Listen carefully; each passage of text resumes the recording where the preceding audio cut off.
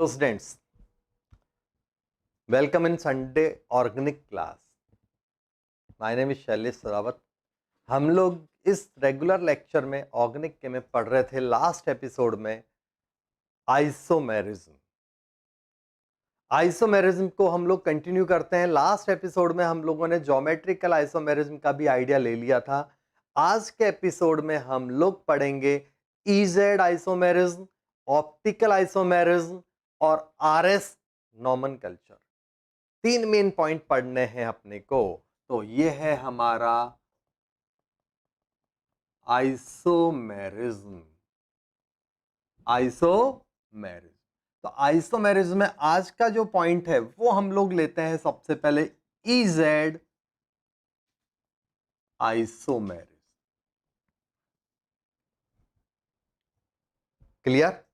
Isomerism का EZ part. इससे पहले वाले एपिसोड में जिस किसी का छूट गया हो वो पुराने एपिसोड्स को देखे. ज्योमेट्रिकल और सिंपल आइसोमेरिज्म का पोर्शन मैंने वहां कवर किया हुआ है.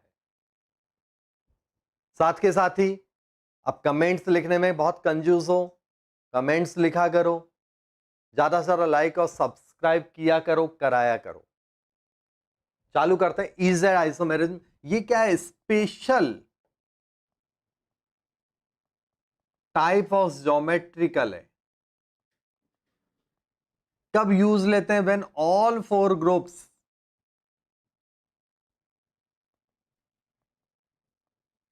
Are different. जब सारे के सारे चारों ग्रुप अलग अलग होते हैं तब ये आइसोमेरिज्म हम यूज में लेते हैं. ये वाली आइसोमेरिज्म हम कब काम में लेंगे? जब चारों ग्रुप अलग अलग होंगे. ठीक है? क्योंकि मिनिमम एक साइड सेम होते ही तो हम सिस्ट्रांस बोल देते हैं, बट अगर चारों का अलग है तो क्या करेंगे? अगला केस, अगला केस यहां आता है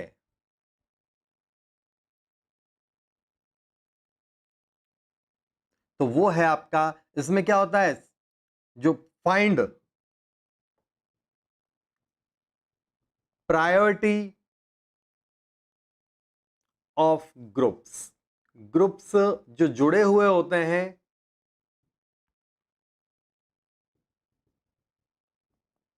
अटैच्ड विद कार्बन, कार्बन से जो जुड़े हुए ग्रुप्स हैं उनकी प्रायोरिटी फाइंड करो. If high priority group at same side, अगर high priority group same side में है देन क्या होगा? फॉर्म को कहेंगे हम लोग, देखो यहां पर है तो उस ग्रुप में फॉर्म को कहेंगे Z. And if at opposite side then called E. आपको क्या देखना है? 2 चीजों पे फोकस करना है, सेम साइड या अपोजिट साइड. अपोजिट साइड है तो E बोलेंगे, सेम साइड है तो बोलेंगे Z. अपोजिट साइड है तो बोलेंगे E, सेम साइड है तो बोलेंगे Z. ये ध्यान रखना. इसका मतलब E is equal to trans और Z is consider as cis. Normal case में समझने के लिए, बाकी तो सब सामने लिख दिया है. अब बात आती है हमें कैसे पता चले प्रायोरिटी क्या है? आप यही कहोगे सर हमें कैसे पता चले प्रायोरिटी क्या है? तो प्रायोरिटी बेस्ड ऑन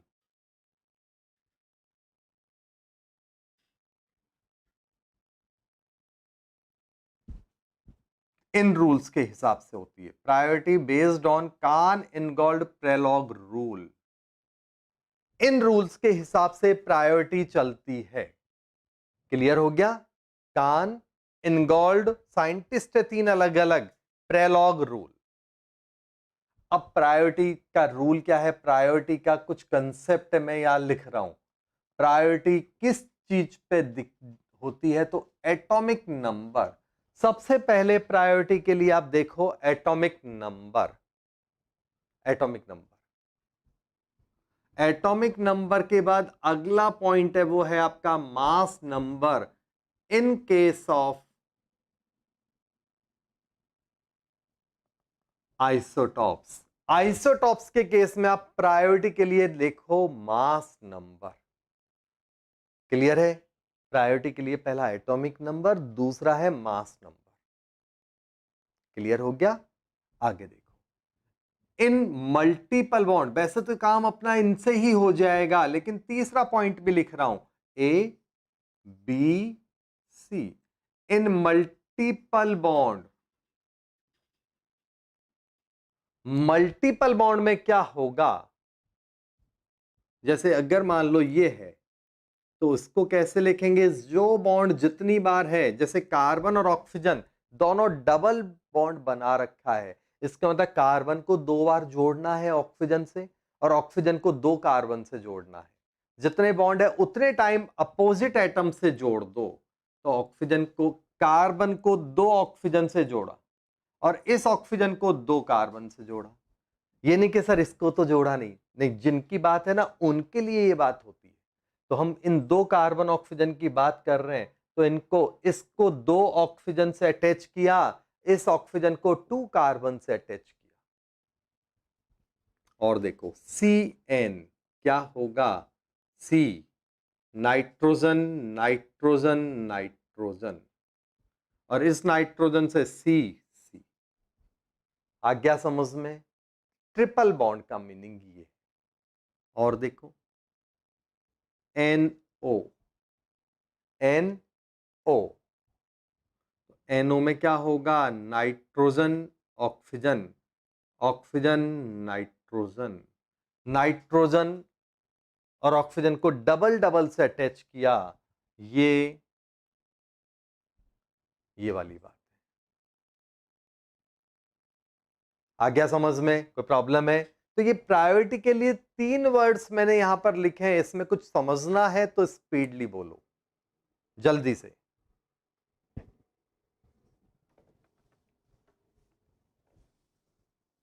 प्रायोरिटी के जो रूल्स हैं वो है कान इनगोल्ड प्रेलॉग रूल। कान इनगोल्ड प्रेलॉग रूल, ये प्रायोरिटी का रूल है। चलो नेक्स्ट, अब हम लोग लेते हैं एग्जाम्पल्स। जैसे बहुत बेसिक एग्जाम्पल है, फ्लोरीन, क्लोरीन, मान लो ब्रोमीन, आयोडीन, ये है अपना। अब ये कौन सा फॉर्म है, ई या जेड, ये आपको बताना है। ये कौन सा फॉर्म है, ई फॉर्म है या जेड फॉर्म है, ये आपको फाइंड करना है और बताना है। कैसे करोगे, तो देखते हैं। इन दोनों में से किसकी प्रायोरिटी ज्यादा है, तो जिसका एटॉमिक नंबर हाई उसकी प्रायोरिटी भी हाई होती है। जिसका एटॉमिक नंबर ज्यादा होगा उसकी प्रायोरिटी भी ज्यादा होती है। हाँ या ना? इन दोनों में बात करें तो किसकी प्रायोरिटी ज्यादा होती है, इसकी priority, because of higher atomic number, because of higher atomic number. Clear है कि नहीं? अब बोलो, दोनों हाई प्रायोरिटी ग्रुप एक ही तरफ है तो इससे बोलेंगे हम जेड। हाई प्रायोरिटी ग्रुप एक की तरफ है तो उसे बोलेंगे हम लोग जेड। क्लियर हुआ? और देखो यहां पर, जैसे ये रहा, ये रहा, CHO रहा, और यहां पर HH, ऐसे कोई भी ग्रुप जोड़ दो। एक और एग्जांपल समझ लो, इन दोनों में से डायरेक्ट अटैचिंग एटम यहां कार्बन है या नाइट्रोजन है। सबसे पहले हम पूरे ग्रुप को नहीं देखना, एटॉमिक नंबर मींस एटम को देखना है, ना कि पूरे ग्रुप को। तो पहले हम देखते हैं, डायरेक्ट अटैचिंग एटम है कार्बन नाइट्रोजन, कौन है यहां पर, बोलो यहां पर कौन है, तो यहां पर ये है, क्योंकि सल्फर है डायरेक्ट अटैचिंग, या कार्बन है। तो हाई प्रायोरिटी ग्रुप अगेन यहां जेड को इंडिकेट करते हैं। और देखो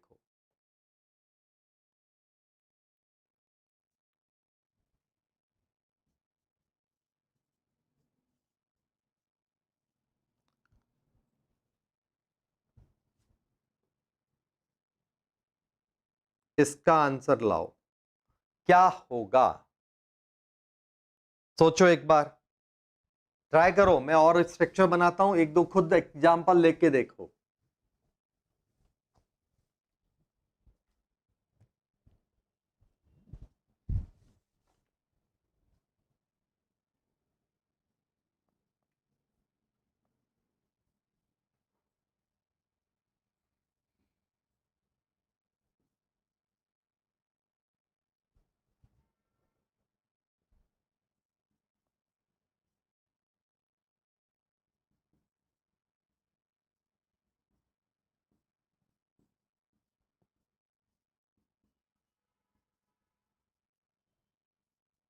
करो इन सबको प्रैक्टिस।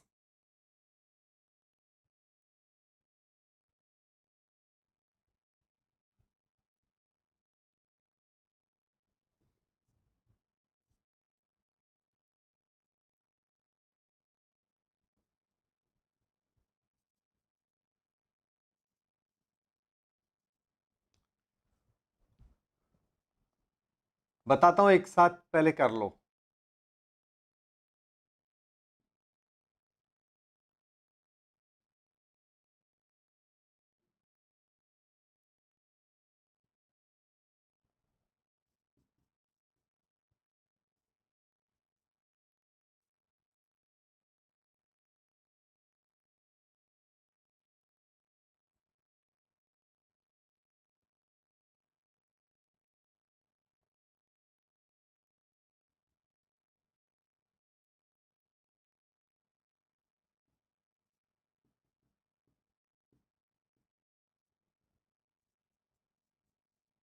ये एक और एग्जांपल।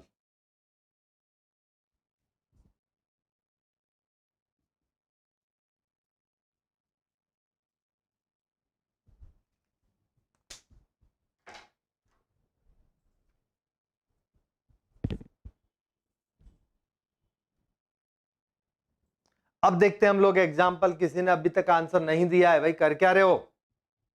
आंसर देना बनता है। हेलो नहीं, आंसर तो बेटा सब लोग।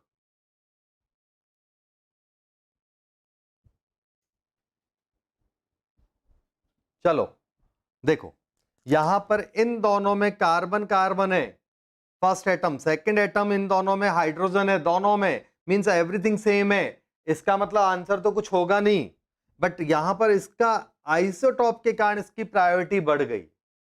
बिकॉज ऑफ आइसोटॉप इसकी प्रायोरिटी ज्यादा है, तो ये हो गया आपका इधर, इसमें ये हो गया ऑक्सीजन और वन हाइड्रोजन है, तो ये हो गया ई। अपोजिट होने के कारण है ई। कोई डाउट? चलो फोर्थ एग्जांपल को देखो आप लोग।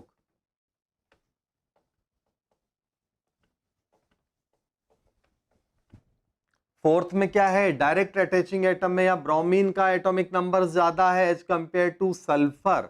और SO3 से कोई मतलब नहीं है, सल्फर से मतलब है हमें। सल्फर ब्रोमीन में से कौन विनर है? तो आंसर है ब्रोमीन, एटॉमिक नंबर 35 होता है। CONH2 और COCl को देख लो। तो देखो इस तरह के क्वेश्चंस को कैसे करोगे, समझना। सी पहला एटम है कार्बन, फर्स्ट एटम कार्बन। या सेकंड एटम कौन है? तो आप कहोगे ऑक्सीजन है, कोई कहेगा क्लोरीन है, बट कॉमन सेंस है हम ज्यादा एटॉमिक नंबर क्लोरीन है उसको लेंगे। टाइम पास क्यों करें? यहाँ सेकंड एटम, फर्स्ट के बाद सेकंड एटम नाइट्रोजन और ऑक्सीजन है, यहां विनर है ऑक्सीजन। इसका मतलब ऊपर वाले का एटॉमिक नंबर ज्यादा है। फर्स्ट एटम जब कैंसिल हो जाए तो हम लोग सेकंड एटम पर आएंगे, फर्स्ट एटम के बाद हम लोग सेकंड एटम पर आएंगे। तो सेकंड एटम के हिसाब से हमने क्वेश्चन सॉल्व किया है, आया ना?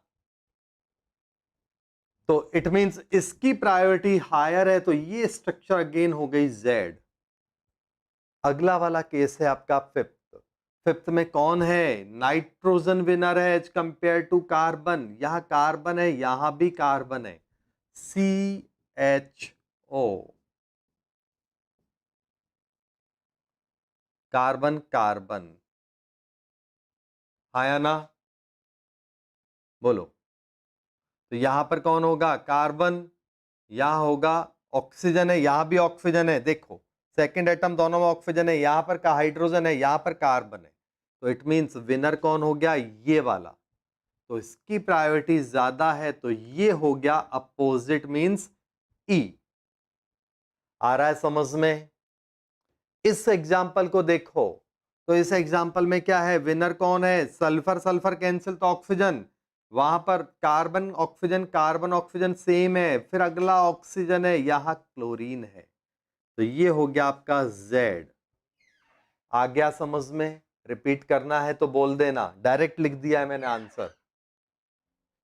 मल्टीपल बॉन्ड के केस में क्या होगा, तो देखो जितने ज्यादा बॉन्ड होते हैं एटम उतनी बार रिपीट होता है। इट मींस अगर मैं इसकी बात करूं तो यहां पर क्या हो रहा है, कार्बन के साथ 3 कार्बन एसिड जुड़ेंगे और इस कार्बन के साथ भी 3 जुड़ेंगे, दोनों के साथ 3 अटैच होंगे। इट मींस ऐसा बनेगा, नीचे वाले में क्या होगा, इसके साथ 2 जुड़ेंगे तो ऐसा होगा। तो फर्स्ट एटम दोनों का कार्बन है, फर्स्ट कार्बन है, सेकंड एटम कार्बन है, यहां सेकंड में 3 कार्बन है, तो विनर कौन है, डायरेक्ट नंबर ऑफ एटम ज्यादा होंगे, बॉन्ड ज्यादा होंगे तो विनर वही होगा जिसके बॉन्ड्स ज्यादा है, क्योंकि वो उतनी बार एटम रिपीट कर देता है। तो ये स्ट्रक्चर बना के टाइम पास खोटा नहीं करना था, ये समझा दिया मैंने आपको। क्लियर हो गया? यहां पर क्या होगा, डबल बॉन्ड है और इस तरह का है, तो इसको देख लो एक बार। डबल बॉन्ड को बना रहा हूं मैं, ये रहा, और यहां पर ये रहा। फर्स्ट एटम ये कार्बन है, यहां फर्स्ट एटम कार्बन है, यहां सेकंड पे 2 कार्बन है, यहां सेकंड पर कौन है, ये 2 कार्बन है। उसके बाद इसकी दुनिया तो खत्म, इट मींस इसमें तो केवल हाइड्रोजन होंगे वैलेंसी फुलफिल करने के लिए, बट यहां पर अगला एटम अभी भी कार्बन मैदान में बचा हुआ है, तो विनर हो गया ये वाला, विनर हो गया ये वाला। आंसर इसके हिसाब से लिखोगे तो ई आए, सॉरी जेड आएगा, आंसर आएगा जेड। अगले वाले में direct attaching atom nitrogen nitrogen, उसके बाद कार्बन है या हाइड्रोजन है, तो विनर हो गया ये। यहां पर कार्बन कार्बन के बाद यहां तो कार्बन ही है, यहां ऑक्सीजन है, तो विनर हो गया ऑक्सीजन। डायरेक्ट बनाना सीखो, कोई जरूरी नहीं है हर एक को ऐसा खोल खोल के देखोगे, प्रैक्टिस इतनी कर चुके हैं कि आपको आना चाहिए।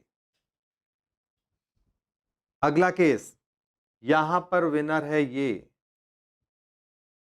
क्यों, ऑक्सीजन ऑक्सीजन के बाद कार्बन है, यहां पर है क्लोरीन के कारण ये, तो ये भी जेड और ये भी जेड, मींस पूरी लाइन वहां पर जेड है। ईजेड में जैसे कुछ बच्चों ने आंसर लिखे हैं तो उनके आंसर सही दिख रहे हैं, किसी को डाउट हो अभी भी तो रिपीट करवा लो जल्दी से।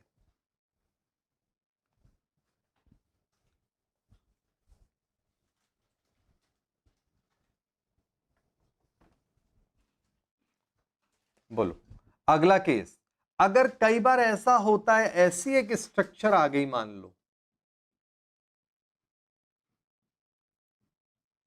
ये रहा,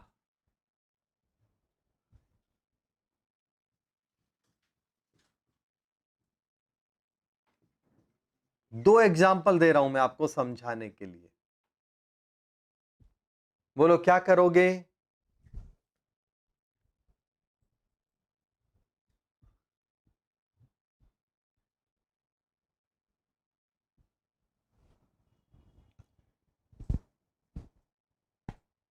तो देखो अब आप कहोगे कि सर ये तो सिस ट्रांस से हो रहा है, तो इसका आंसर क्या दिख रहा है अपने को, सिस, इसका भी दिख रहा है मेरे को सिस, ये तो सिस ट्रांस है। लेकिन अगर मैं इजेड से करूं तो इसमें प्रायोरिटी ये रही और इसकी प्रायोरिटी ये रही, तो इजेड के हिसाब से क्या हो गया आंसर, तो अपोजिट हो रहा है तो ये हो गया ई, मतलब कंसेप्ट हो गया ट्रांस का।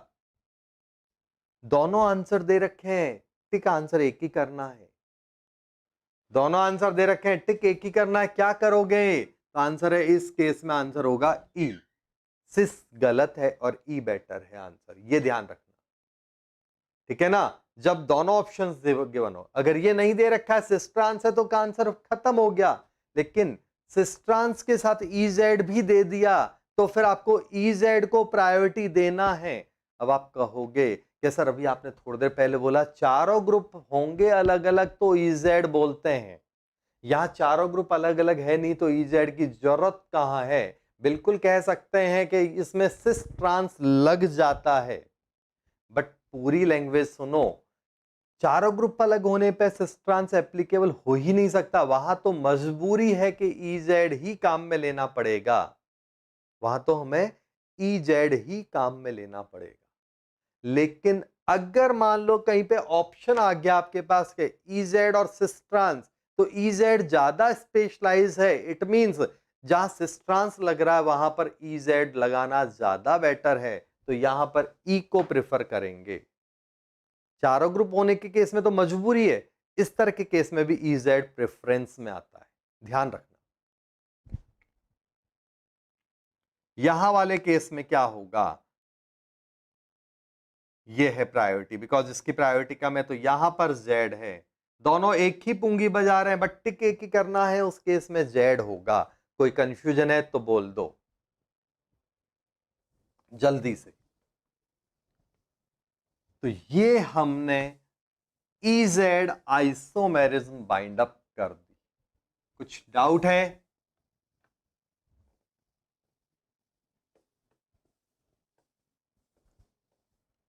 चलो अब हम लोग लेते हैं अगला आइसोमेरिज्म है ऑप्टिकल आइसोमेरिज्म, वो करवाते हैं। अगली आइसोमेरिज्म है वो है ऑप्टिकल आइसोमेरिज्म, तो वो देखते हैं। ऑप्टिकल आइसोमेरिज्म के लिए कुछ बातें आपको ध्यान रखनी है, ठीक है? तो वो देखते हैं। आज होगा आपका ऑप्टिकल प्लस बेसिक लेवल का, मेंस लेवल तक का भी आज बाइंड अप हो जाएगा। आज आरएस भी बाइंड अप हो जाएगा आज के एपिसोड में। इसके बाद इसके ट्विस्टेड क्वेश्चन जो एडवांस के रहते हैं वो अगले एपिसोड में हो पाएंगे, टाइम लगेगा उनमें, ठीक है? तो ऑप्टिकल के लिए मेन है मॉलिक्यूल, मतलब कायरल कार्बन या एसिमेट्रिकल मॉलिक्यूल मस्ट, मतलब ऐसा जनरली होना जरूरी है। मेंस लेवल तक हम ऐसा मानते हैं, कंपटीशन में एडवांस में तो कहानी बदल लेगी। बट अभी बेसिक लेवल पे आप ध्यान रखो कि वो मॉलिक्यूल्स या वो स्ट्रक्चर जिनमें कायरल कार्बन या एसिमेट्रिकल मॉलिक्यूल होता है वो ऑप्टिकल आइसोमेरिज्म शो करते हैं। इसका मतलब when all four groups are different,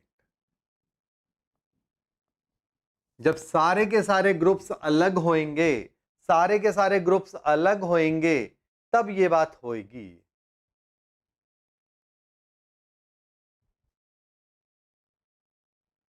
यहां पर ये चल रहा है, ये 12th प्लस 12th पास वालों के लिए है, ठीक है ना? When all four groups are different तब ये बात होगी। बट अब देखते हैं हम लोग कायरल कार्बन में क्या होता है, मॉलिक्यूल्स प्लेन ऑफ लाइट या पोलराइज लाइट को रोटेट कराने की कैपेसिटी रखते हैं। तो इसमें क्या होता है, ठीक है ना, optical active molecules have tendency to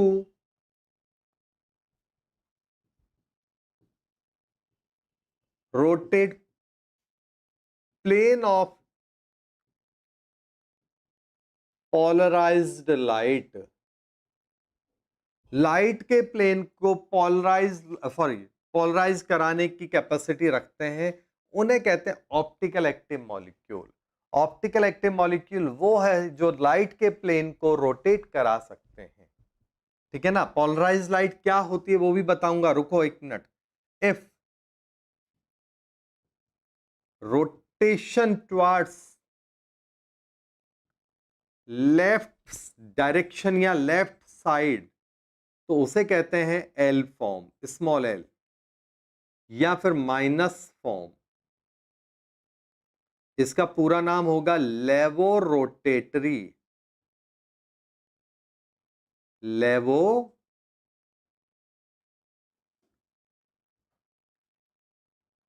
rotatory. और अगर राइट साइड में रोटेशन होगा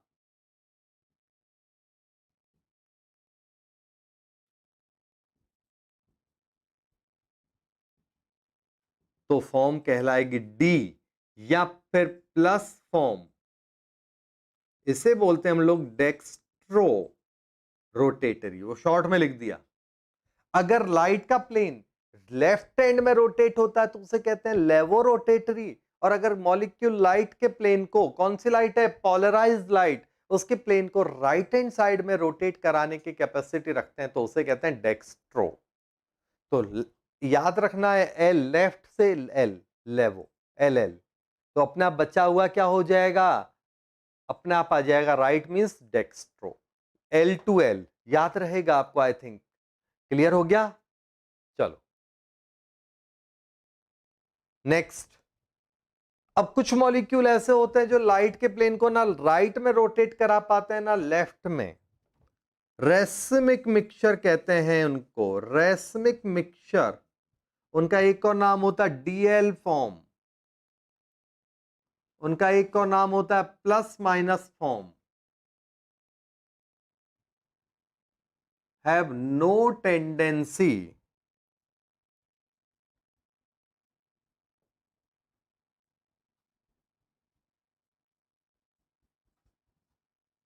to rotate plane of light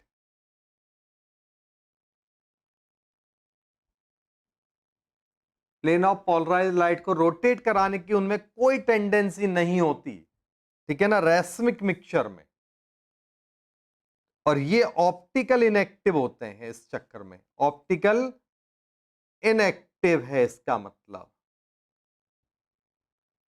clear हो गया। एक क्वेश्चन बनता रेसमिक मिक्सचर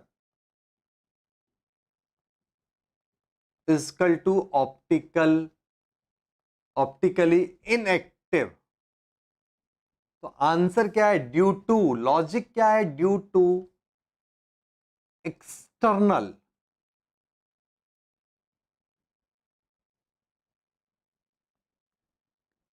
एक्सटर्नल कंपनसेशन। ये रेसमिक मिक्सचर ऑप्टिकली इनएक्टिव क्यों होते हैं, तो एक्सटर्नल कंपनसेशन के कारण बाहर से इनको ऐसे मिलाया जाता है 50-50, दोनों डी और एल दोनों का 50-50 कॉम्बिनेशन के कारण ये ऑप्टिकली इनएक्टिव हो जाते हैं, ठीक है ना। तो 50% डी प्लस 50% एल का मिक्सचर है। आया कि नहीं आया समझ में। तो 50% डी और 50% एल का मिक्सचर है। कोई प्रॉब्लम है, ये रेसमिक मिक्सचर की बात हुई। आगे देखो, एक और कंपाउंड होता meso form, meso compounds also optically inactive.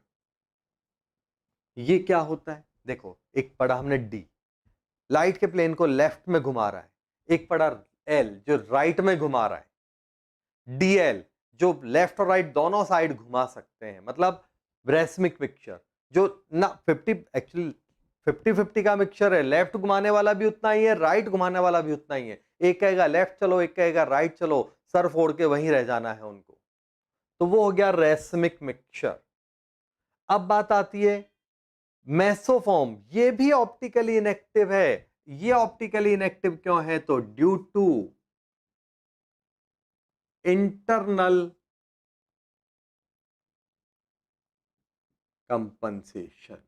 Internal compensation, अंदर की स्ट्रक्चर ही उसकी ऐसी है जिसके कारण वो ऑप्टिकली इनएक्टिव हो जाता है, वो एक दूसरे को पूरी स्ट्रक्चर कवर कर डालती है। इसका एक और नाम है, इसको हम लोग बोलते हैं due to plane of symmetry. ये इसका टेक्निकल नाम है, पढ़ेंगे क्या होता है बाद में। समझ में आ रहा है आपको बेसिक्स में। अब ये प्लेन ऑफ पोलराइज्ड लाइट क्या है वो भी थ्योरी समझ लो थोड़ी सी। एक सिंपल लाइट होती है, ये सिंपल लाइट है मान लो, ये लाइट तो क्या हर डायरेक्शन में चल रही है, इधर भी, सारी डायरेक्शन में। इसलिए सिंपल लाइट हर डायरेक्शन में चलने के कारण हमें हर डायरेक्शन की चीज दिखती है। क्लियर हो गया? पूरा दिखता है। सिंपल घर में जो लाइट है, सनलाइट है, ट्यूबलाइट, बल्ब की लाइट, सारी की सारी नॉर्मल लाइट है, तो इसलिए हमें चारों तरफ की सारी चीजें दिखती है। लेकिन जब इस लाइट को निकोल प्रिज्म से पास कराते हैं, निकोल एक साइंटिस्ट था, उसने क्या किया था, एक प्रिज्म बनाया था। लेबोरेटरी फिजिक्स लैब में आपने ऐसा प्रिज्म देखा होगा। तो निकोल प्रिज्म से जब पास कराते हैं, तो निकोल प्रिज्म से पास कराने पर ये लाइट क्या होती है, किसी, ये ओरिजिनल ट्रैक है इसका, लेकिन इधर नहीं जाके मान लो ये इधर मूव कर गई ऐसे, ये लेफ्ट पार्ट है, तो इसे कहेंगे एल फॉर्म, लेवो रोटेटरी। अगर वो लाइट इधर चली गई तो इसे कहेंगे हम dextro rotatory. D right part है, डी फॉर्म। हाँ या ना? लेकिन अगर वो सीधी गई, कहीं भी इधर चला ना उधर चला, सीधा चला, उस केस में अगर गई तो ये होगा रेसमिक मिक्सचर। ना राइट गया ना लेफ्ट गया, रेसमिक मिक्सचर क्या होता है, दोनों के 50-50 कॉम्बिनेशन के कारण ना लेफ्ट घूमता है ना राइट घूमता है। तो ये जो लाइट बाद में निकोल प्रिज्म से मिली, तो ये लाइट है आपकी नॉर्मल लाइट,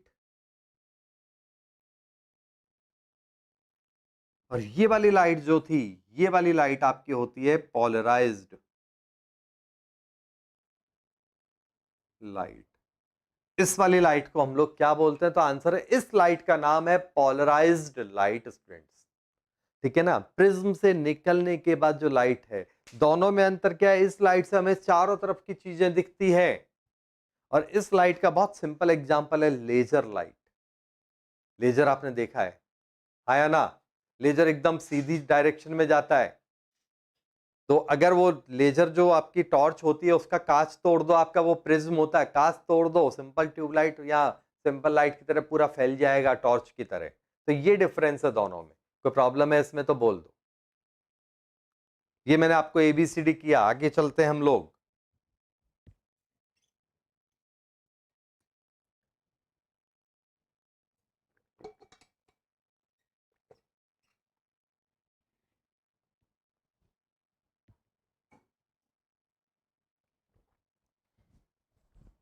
नेक्स्ट, मतलब थ्योरी का पॉइंट मैंने आपका इसमें थोड़ा सा बाइंड अप किया है। अब हम देखते हैं इसमें ऑप्टिकल आइसोमेरिज्म के एग्जाम्पल। तो यहां पर क्या बात है, ऑप्टिकल एक्टिव मॉलिक्यूल्स में mirror image of optical active molecules are non-superimposable. Mirror image of optical active molecules या structures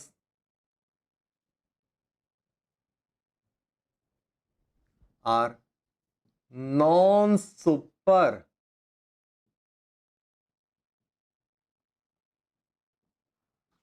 on each other. Non super imposable on each other, वो एक दूसरे पर रखी नहीं जा सकती, ढकी नहीं जा सकती। ये है, ये एक बेसिक बात है।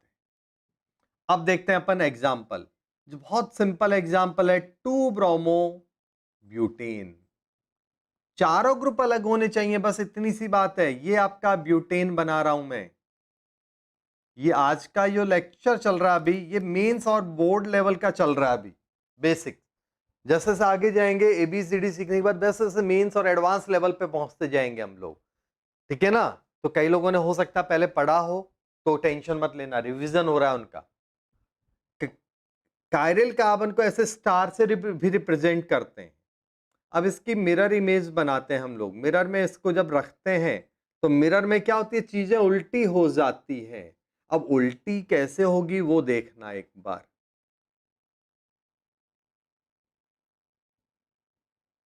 ये रहा, हाँ या ना? अब टेक्निकली देखो तो देखो बच्चों, बनेगा क्या, ये पूरा का पूरा भयंकर वाला उल्टा होगा, वो तो बन ही नहीं पाएगा, ना आपसे ढंग से बनेगा ना मेरे से। ऐसे CH3 ऐसा बन जाएगा, जैसे आप देखते हो कई जगह पे, आपने आजकल तो इतना लिखते नहीं है, बट पहले के टाइम में तो बहुत लिखते थे, एम्बुलेंस को उल्टा लिखा जाता था एम्बुलेंस के ऊपर। अभी तो इतना कोई ध्यान देता ही नहीं है, तो एम्बुलेंस को उल्टा लिखा जाता था एम्बुलेंस के ऊपर, जिससे क्या होगा कि ट्रैफिक में, हाईवे पे कहीं भी है तो दूर से एम्बुलेंस दिख जाती थी। तो अभी एम्बुलेंस के ऊपर लिखा है उल्टा, ट्रक या बस वाले को, आगे वाले को क्या होगा, जब मिरर में देखेगा तो वो उल्टी उल्टी चीज होके, उल्टा उल्टा मतलब सुल्टा, उल्टा उल्टा मतलब सुल्टा हो जाएगा, मीन्स उसको सीधा दिखेगा। तो उसको रीड करना इजी रहा, और पता चल गया एम्बुलेंस आ रही है तो तुरंत साइड दे देता था। बट हम लोग नए जमाने के इंडियंस हैं, आजकल तो हम लोग जानबूझ के साइड, वो हॉर्न मारता तो नहीं देते, है नहीं? बीआरटीएस से निकल जाएगा ना, टेंशन क्यों, इधर आके क्यों मरा ट्रैफिक में, बीआरटीएस से जाना था इसको। ठीक है, ऐसा नहीं करना चाहिए, इमरजेंसी सर्विस है उनको दे देना चाहिए। तो यहां पर ऐसा बनाने की आपको इतना पेंटर बाबू बनने की जरूरत नहीं है, आप सिंपल वे में समझ लो। बस एक की बात ध्यान रखना है, ये जो ग्रुप है ऐसे, तो ये ग्रुप ऐसे रोटेट होंगे, देखो ये एंगल, देखो ये एंगल ऐसे आ गया उल्टा, ऐसे, क्लियर हो गया? और देखो 2 ब्यूटेनॉल, ये रटे पिटे एग्जाम्पल है जो आपको कहीं ना कहीं टपकते हैं एग्जाम्स में भी।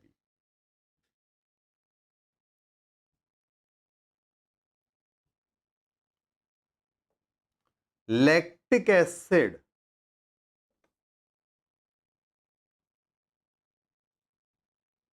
Lactic acid COOH,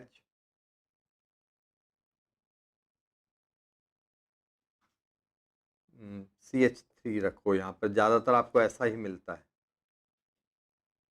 mirror image कर लेना। टेट्राहेड्रल स्ट्रक्चर के हिसाब से ये बात चल रही है, समझ में आ रहा है सबको? कुछ बच्चे टाइम पे ज्वाइन नहीं करते हैं, फिर उनको समझने में दिक्कत आएगा। और देखो एग्जाम्पल, मैं यहां पर ग्लिसरेल्डिहाइड, ग्लिसरेल्डिहाइड में क्या होगा, CHO, कोई जरूरी नहीं है कि मैं वैसा ही बनाऊं हर बार, टेट्राहेड्रल ऐसे भी स्ट्रक्चर बना सकता हूं, मींस बेसिक्स आपके क्लियर होने चाहिए। कहीं भी पूरे मॉलिक्यूल में अगर एक भी जगह कायरल कार्बन आ गया, मींस वो कार्बन जिसकी चारों वैलेंसीज अलग अलग होती है, वो कार्बन जिसकी चारों वैलेंसीज अलग अलग होती है, तो फिर आपका आंसर हो जाएगा ऐसा, मींस आप ऑप्टिकल एक्टिव कह सकते हो उसको, हाँ या ना? तो ये रहा जैसे ग्लिसरेल्डिहाइड, मिरर बनाने की जरूरत नहीं है, इतना तो कोई भी बच्चा कर लेगा, टाइम वेस्टिंग है वो। एक से ज्यादा कायरल सेंटर भी हो सकते हैं बहुत से मॉलिक्यूल्स में, तो चेक करो। मैं एक एग्जांपल ले रहा हूं, टार्टरिक एसिड, टार्टरिक एसिड में क्या होगा, ये देखो, ये है टार्टरिक एसिड, बहुत इंपॉर्टेंट एग्जांपल है। कायरल सेंटर दो है इसमें, देखो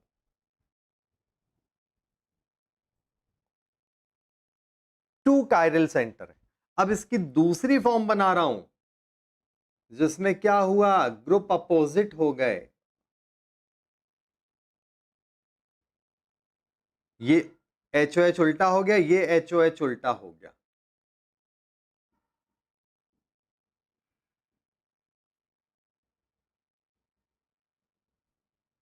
और देखो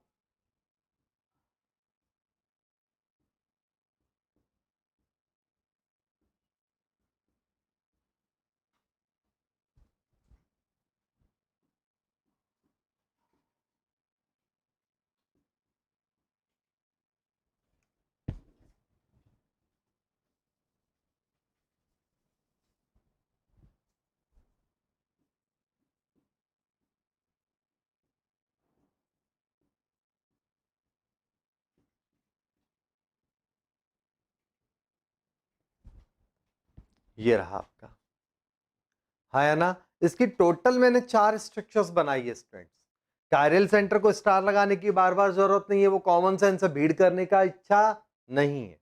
ये स्ट्रक्चर नंबर 1 है, ये 2 है, ये 3rd है और ये मैंने लिखा 4th है, बट दोनों की दोनों आइडेंटिकल है, सेम स्ट्रक्चर है। तो इसका मतलब 3rd और 4th आप मान रहे हो, मैंने तो वापस इसको 4th को 3rd ही लिख दिया। इट मींस ये और वो सेम स्ट्रक्चर है। अब आप कहोगे सर सेम कैसे, उल्टा हो रहा है। 2 मिनट शांति रखो, बता देते हैं अभी आपको। ये मान लो डी फॉर्म है तो ये होगा एल फॉर्म, और इस फॉर्म को कहते हैं मेसोफॉर्म। क्या होता है बताता हूं। अब कई लोगों के पेट में दर्द होगा, ये डी है तो ये एल है। बच्चा कहेगा सर हमें कैसे पता चले कि कौन सा डी है और कौन सा एल है। ये एल हो सकता है क्या, ये डी हो सकता है क्या? बिल्कुल। अभी कागज पे सिंपल थियोरेटिकल कंसेप्ट में आप गाना गा सकते हो, मेरी मर्जी। जो मर्जी हो उसको डी बोलो, जो मर्जी हो उसको एल बोलो, जो मर्जी हो उसको डी बोलो, जो मर्जी हो उसको एल बोलो। हाँ या ना? बोलो, कोई डाउट है? चले तो जिसका मर्जी हो उसको जो मर्जी हो बोल दो। क्लियर? ये कैसे पता चलेगा? तो इसके लिए प्रैक्टिकल ऑब्जर्वेशन है। प्रैक्टिकली पता चलता है, जब हम प्रैक्टिकल करते हैं कि कौन सी डायरेक्शन में रोटेशन होगा, तब पता चलेगा कि डी है या एल है। तो डी और एल निकालने का कोई थियोरेटिकल मेथड नहीं है, प्रैक्टिकल ऑब्जर्वेशन से डी और एल पता चलेंगे। चलो अब देखते हैं हम लोग, स्टार्ट्रिक एसिड का डिस्कशन करना है अपने को, तो वो समझा रहा हूं। उससे पहले एक दो वर्ड और मैं क्लियर कर दूं आपको। 2 वर्ड होते हैं, इनंशियोमर्स और एक होता है डायस्टियोमर्स।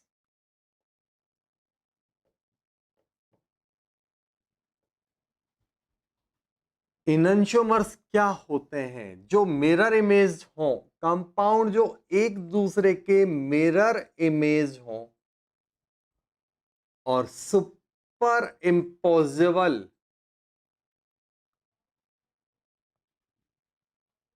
हो या ना हो। तो वो कंपाउंड जो एक दूसरे के मिरर इमेज तो हो बट सुपर इम्पोज ना हो, शॉर्ट में बोले non super imposable mirror image हो। मिरर एक दूसरे के ऊपर उसको रख ना पाए। इसको उठा के अगर इसके ऊपर रखेंगे तो देखो कवर नहीं होगा, क्योंकि यहां H के ऊपर OH आएगा, यहां OH के ऊपर H आएगा। तो सुपर इम्पोज नहीं हो रहा, एक दूसरे को पूरी तरह नहीं ढक पा रहे। बिल्कुल सेम ऐसे जैसे ये मेरे दोनों हाथ हैं, देखने में आपको एक जैसे लग रहे हैं, हाँ या ना? आपको वो सर एक ही जैसे हैं बिल्कुल। कनपट्टी के नीचे बजने पर पता चलता है इस हाथ का ज्यादा तेज पड़ता है, इस हाथ का धीरे पड़ता है, तो अलग अलग है। क्लियर हुआ? अब यहां देखो, ये एक हाथ था मेरा और ये दूसरा हाथ है। अब इस हाथ को इसके ऊपर उठा के रखें एज इट इज, देख रहे हो? तो पूरी तरह कवर नहीं हो रहा, देखने में एक जैसे लग रहे हैं, लेकिन इस हाथ को उठा के इसके ऊपर रखें तो पूरी तरह कवर नहीं हो पा रहा है। देखो ये अलग है, ये इसका अंगूठा इधर हो गया, इसका अंगूठा उधर चला गया। तो ये एक दूसरे के दोनों हाथ एक दूसरे के मिरर इमेज है, बिकॉज एक दूसरे पे सुपर इम्पोज नहीं होते। आ गया होगा। कई ज्ञानी और शाणे बच्चे बोल रहे होंगे सर देखो आप हाथ के ऊपर हाथ ऐसे क्यों रखते हो, ऐसे रखो। तो भैया अपने हिंदी इंप्रूव करो, इसको हाथ के ऊपर हाथ रखना नहीं बोलते, हाथ से हाथ मिलाना बोलते हैं। किसी से हाथ मिलाते हो तो ऐसे मिलाते हो, ऐसे नहीं मिलाते हो, है ना? तो ये हाथ से हाथ मिलाना है, हम बात कर रहे हैं हाथ के ऊपर हाथ रखने वाली। क्लियर हुआ? तो अगर कंपाउंड की मिरर इमेज एक दूसरे के ऊपर सुपर इम्पोज ना हो तो वो एक दूसरे के इनंशियोमर होते हैं, ऑप्टिकल आइसोमर होते हैं। एक और नाम है उसका ऑप्टिकल एंटीपोड। लिख देता हूं मैं, वैसे ज्यादा इंपॉर्टेंट नहीं है।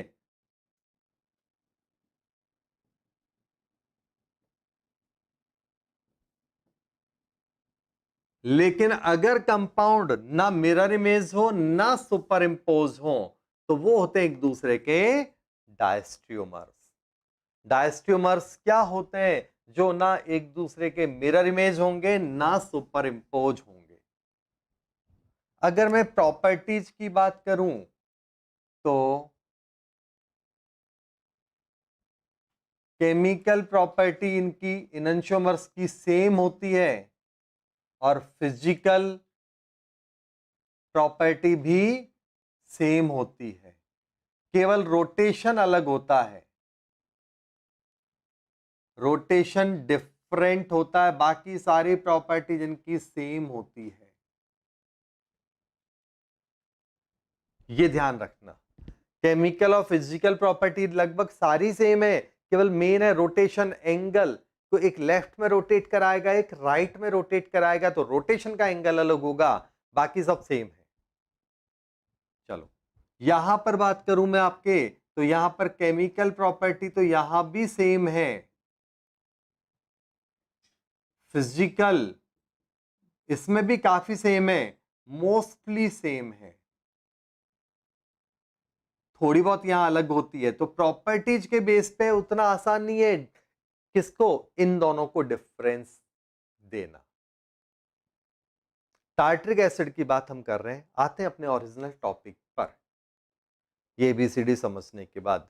तो टार्ट्रिक एसिड में अगर मैं यहां पर ले कि स्ट्रक्चर नंबर 1 और 2 देखो एक दूसरे के इनंशियोमर है, क्योंकि उल्टी हो गई हैं स्ट्रक्चर्स, तो स्ट्रक्चर 1 और 2 एक दूसरे के इनंशियोमर हैं, हाँ या ना? स्ट्रक्चर 1 और 3 देखो, इसको उठा के इसके ऊपर रखेंगे तो OH OH तो कवर अप होएगा, लेकिन ये OH और वो OH अपोजिट है, तो ये एक दूसरे के क्या हैं? तो आंसर है 1 और 3 एक दूसरे के डायस्टियोमर। 1 और 3 एक दूसरे के डायस्टियोमर। स्ट्रक्चर 1 और 4 एक ही बात है, तो 4 की बात नहीं कर रहा हूं मैं, बनाया है लेकिन वो कोई काम का नहीं है, एनीवन ही देखो। 2 और 3 क्या है एक दूसरे के? तो 2 और 3 एक दूसरे के क्या है? वो भी डायस्टियोमर है, चेक कर लो। 2 और 3 एक दूसरे के क्या है? तो 2 और 3 वो भी एक दूसरे के डायस्टियोमर है, चेक करो। यही इनंशियोमर है, ये और ये भी देखो अपोजिट हो रहे हैं, डायस्टियोमर है, बिकॉज ये वाला OH कवर होएगा लेकिन ये H ये OH, देख रहे हो? और यहाँ OH है तो यहाँ पर H है, उल्टे पुल्टे हो गए। और ये आइडेंटिकल क्यों है? क्योंकि ये जो लाइन है, ये लाइन, इस लाइन के बेसिस पे मॉलिक्यूल को दो इक्वल पार्ट्स में बांट दिया और इसे कहते हैं प्लेन ऑफ सिमेट्री।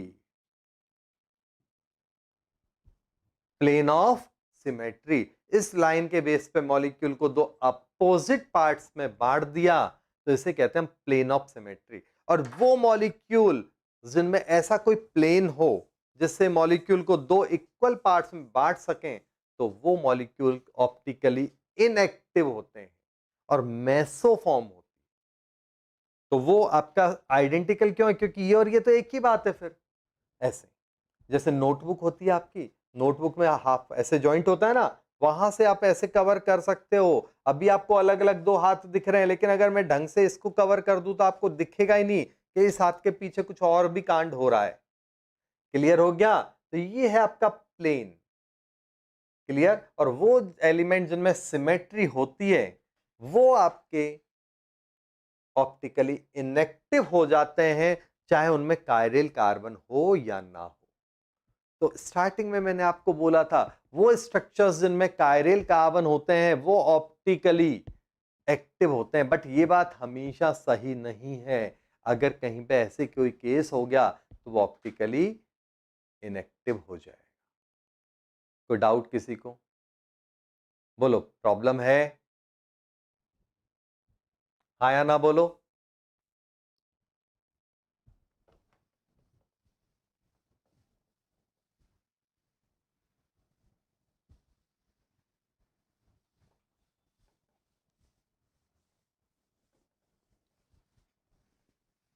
अब देखते हैं हम लोग, जैसे अगर मान लो मैं यहां पर एक चीज लेता हूं, तो इसमें टार्ट्रिक एसिड में एक दो बातें बता देता हूं मैं। टार्ट्रिक एसिड टोटल स्ट्रक्चर्स कितने हैं? आंसर है 3। ऑप्टिकल एक्टिव कितने हैं? काफी इंपॉर्टेंट है ये एग्जांपल, 2। ऑप्टिकल इनएक्टिव कितने हैं? तो आंसर 1, मेसोफॉर्म। ये आपका था। टार्ट्रिक एसिड के लिए ये बातें आपको बिल्कुल याद होनी चाहिए। अगर मान लो मैं एग्जांपल चेंज कर देता हूं, मिथाइल टार्ट्रेट ले लेता हूं। मिथाइल टार्ट्रेट मतलब टार्ट्रिक एसिड ही है, उसका एस्टर बन गया, लाइक ये रहा।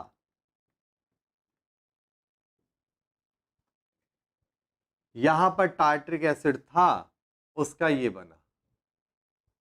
अब इसकी टोटल स्ट्रक्चर कितनी है आप खुद देखो।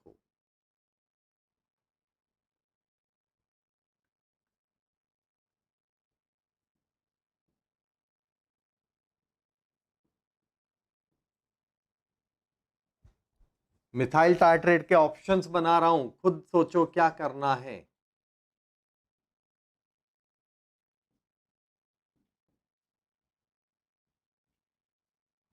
वही सेम 4 प्रोबेबिलिटी हो सकती है इसमें भी, वही सेम 4 प्रोबेबिलिटी हो सकती है। कायरल सेंटर कितने? करो तो टोटल स्ट्रक्चर्स कितने हैं देखो एक बार। 4, चारों अलग अलग है। सॉरी, यहां पर मिथाइल ग्रुप है, कायरल सेंटर ये सब कायरल है,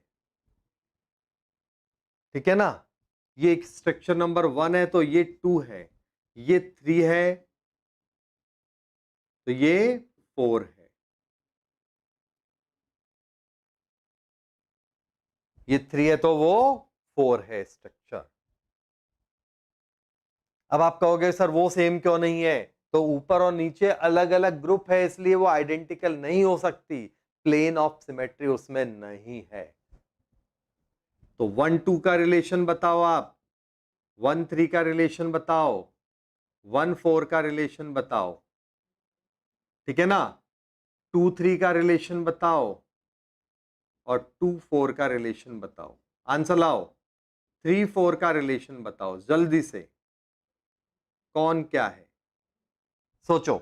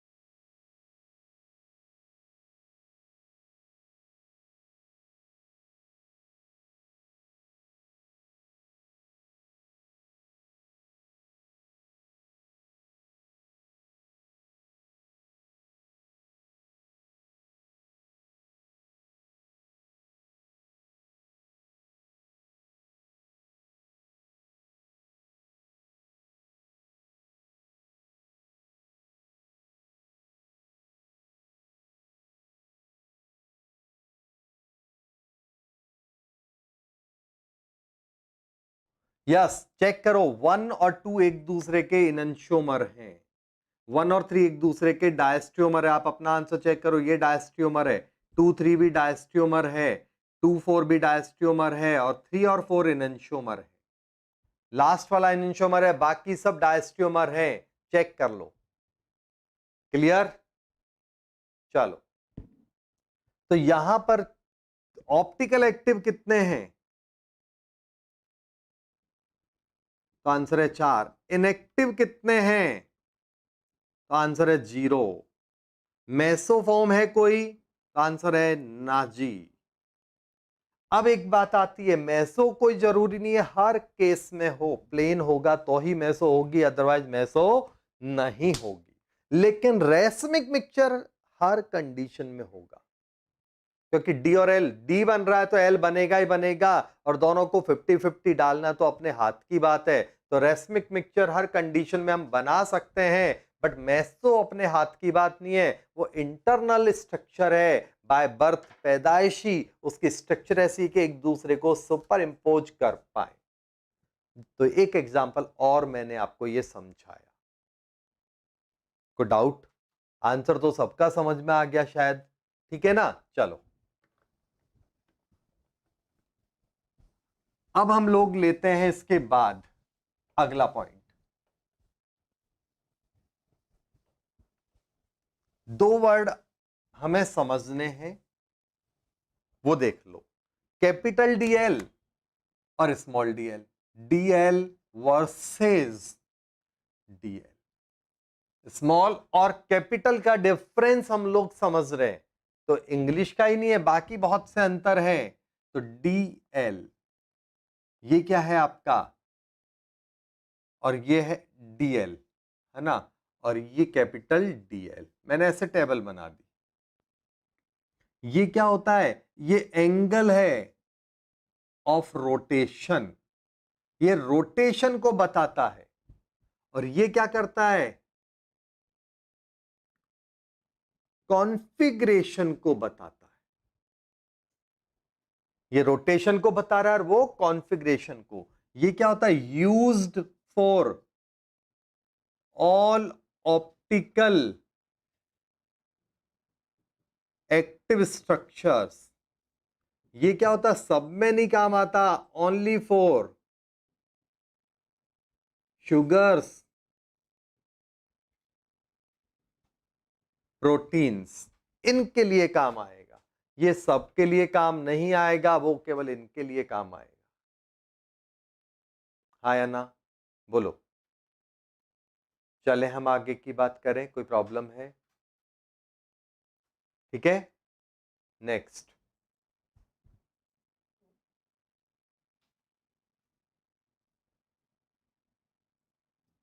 अगला केस, ये जो होता है डीएल और डीएल, इसका बेस समझते हैं। तो एक मिनट, एक और पॉइंट लिख सकते हैं। ये क्या है?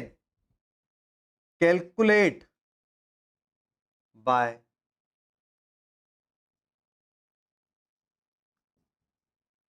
Practical observation. ये प्रैक्टिकल ही निकलता है, प्रैक्टिकल ऑब्जर्वेशन से, और ये बाय स्ट्रक्चर डायरेक्टली,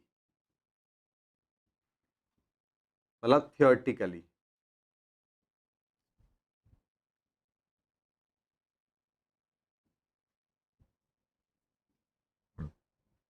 थियोरटिकली निकल जाता है, ये प्रैक्टिकल ही निकलता है, बस ये एक डिफरेंस है, समझो कैसे। बेस है, इट इज बेस्ड ऑन, ये वाला है बेस्ड ऑन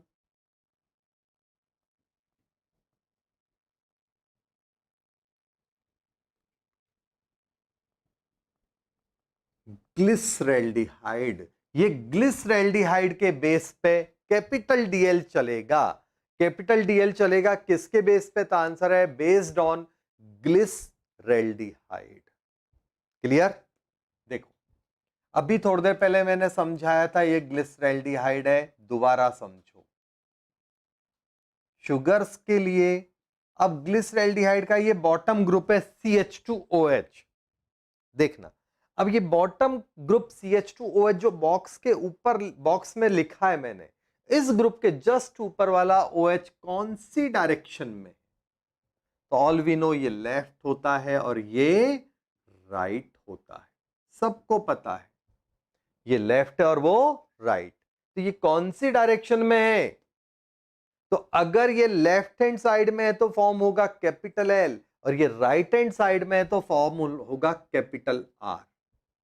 तो ये अभी कैपिटल आर है, और पूरा ग्लिसरैल्डिहाइड तो है ही, आर फॉर्म बोल दो। लेकिन अगर मान लो ये उल्टा हो जाता ऐसे, आई थिंक आ गया होगा समझ में, इसको कहेंगे कैपिटल एल फॉर्म। एक है कैपिटल आर, एक है कैपिटल एल।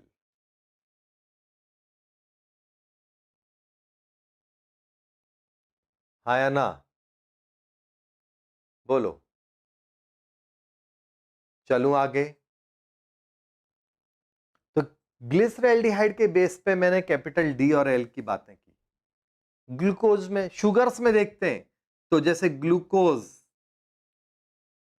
ग्लूकोज का स्ट्रक्चर ये है।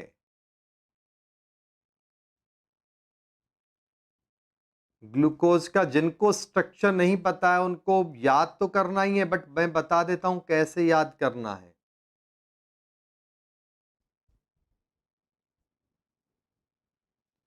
ये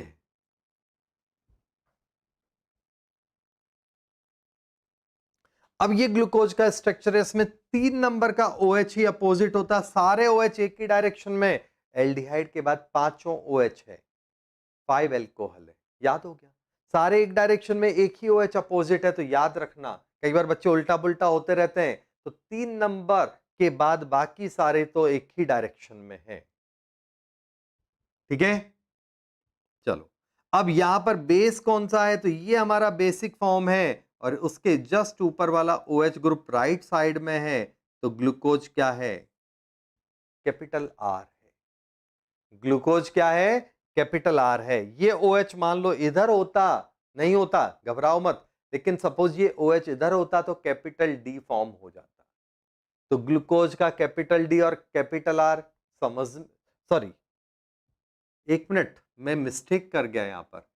ये क्या, कैपिटल डी है, आर लिख रहा था बाय मिस्टेक, ये कैपिटल डी है। हाँ या ना, तो ग्लूकोज का ये कैपिटल डी फॉर्म है दोनों में, ये सब कैपिटल डी है। चले हम आगे, नेक्स्ट।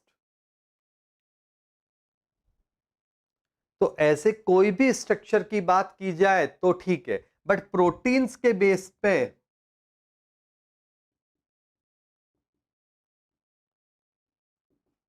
प्रोटीन्स या अमीनो एसिड्स में क्या होता है, तो मान लो ये कोई ऐसी स्ट्रक्चर है,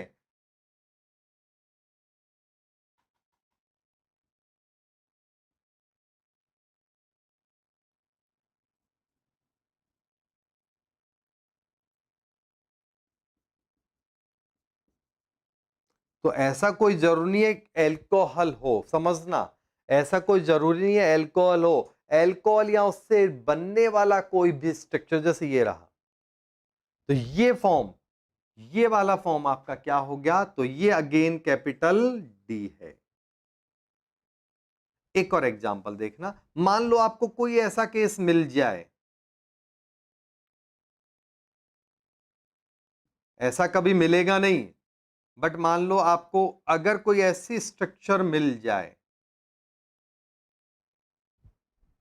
जैसे ये रही, जिसमें आपके यहां, इससे मतलब नहीं है, मेन ये 2 ग्रुप हैं, क्योंकि यहां एल्कोहल भी है और अमाइन ग्रुप भी है। यहां पर दो ग्रुप है, एक एल्कोहल है और दूसरा अमाइन ग्रुप है।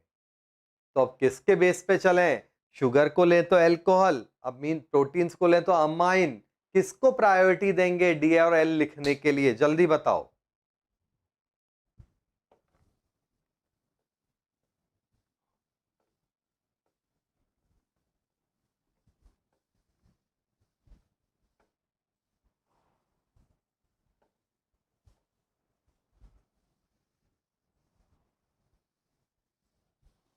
जल्दी बोलो, किसी ने बोला नहीं अभी तक।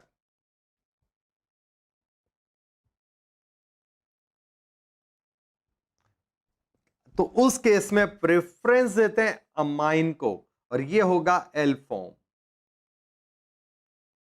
प्रायोरिटी चार्ट नहीं है आईयूपीएसी का कि अल्कोहल को प्रेफर करेंगे, मैं पहले भी बोल चुका हूं। ऑर्गेनिक में मैं लिख देता हूं यहां पर, in organic chemistry nitrogen is preferred over oxygen, nitrogen को ऑक्सीजन के ऊपर प्रेफरेंस देना, ठीक है ना। और इन इनऑर्गेनिक केमिस्ट्री, इनऑर्गेनिक केमिस्ट्री में क्या होगा, oxygen is preferred over nitrogen. ये एक ट्रिक है, बहुत इंपॉर्टेंट, आप याद रखना। बहुत से क्वेश्चंस आपके इसी से हो जाएंगे। ऑर्गेनिक में नाइट्रोजन को प्रायोरिटी रखना। आईयूपीएसी के अलावा कभी भी ऐसे कोई क्वेश्चन हो ना, कौन ज्यादा रिएक्टिव है, किसको प्रेफरेंस दें, तब। और इनऑर्गेनिक में ऑक्सीजन की प्रायोरिटी सबको पता है, पावर ज्यादा है तो नाइट्रोजन से ज्यादा होती है। क्लियर हो गया? बोलो, कोई प्रॉब्लम है तो बोल दो। तो ये आपका मैंने कैपिटल डी और एल फॉर्म समझा दिया। अब हम लोग ले रहे हैं वो है R S,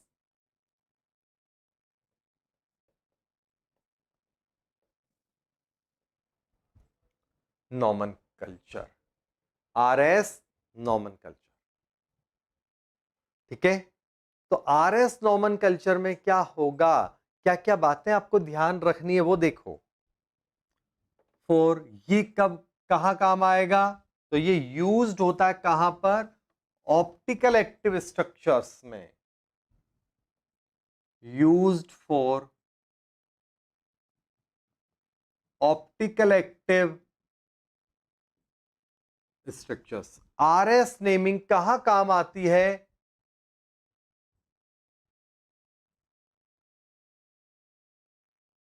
R S naming कहां काम आती है, तो आंसर है ऑप्टिकल एक्टिव स्ट्रक्चर्स में आर एस नेमिंग काम आती है।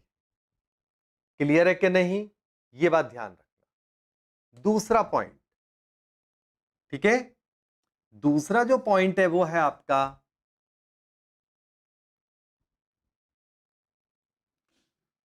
हाँ फाइंड, वही सेम पहले की तरह, प्रायोरिटी ऑफ ग्रुप्स, ठीक है ना। If and move and after placing, ये वर्ड ध्यान रखना, बहुत इंपॉर्टेंट है, ये सुपर ट्रिक दे रहा हूं, इसमें ध्यान रखना, सुपर ट्रिक दे रहा हूं। And after placing least priority, मतलब fourth group at vertical position, least priority group को वर्टिकल पोजीशन पर रखने के बाद मूव करो, मूव 1 2 3 प्रायोरिटी, ऐसे। ये ढंग से 2 मिनट 4 मिनट ढंग से समझ लेना, एकदम मक्खन की तरह होगा। बिकॉज एक बात ध्यान रखना, बुक्स को मत पढ़ना यहां पर। अब तक आपने ऑप्टिकल के लिए बुक्स पढ़ोगे चलेगा, समझ में आएगा बुक में क्या लिखा हुआ है, मैंने समझाया वही चीजें वहां है, एग्जाम्पल एक आध कम ज्यादा होगा, कोई फर्क नहीं पड़ता। बट आरएस के लिए बिल्कुल कसम ले लो, कहीं से थ्योरी नहीं पढ़नी, कंफ्यूज हो जाओगे। और अगर पढ़ते हो तो मेरे से बात दोबारा मत करना कि सर उसमें ऐसा लिखा था, उसमें ऐसा लिखा था। मैं जिम्मेदार नहीं हूं, मैं मेरी थ्योरी का जिम्मेदार हूं। आप क्वेश्चन कहीं से भी करो, वो गारंटी मेरी है, आप अटकोगे नहीं। क्योंकि अलग अलग बुक्स में अलग अलग स्टाइल से इसकी लैंग्वेज बना रखी है, और लैंग्वेज को इतना ट्विस्ट कर रखा है, तो मैं आपसे सजेस्ट करता हूं कि आप कोई भी बुक को ना देखो।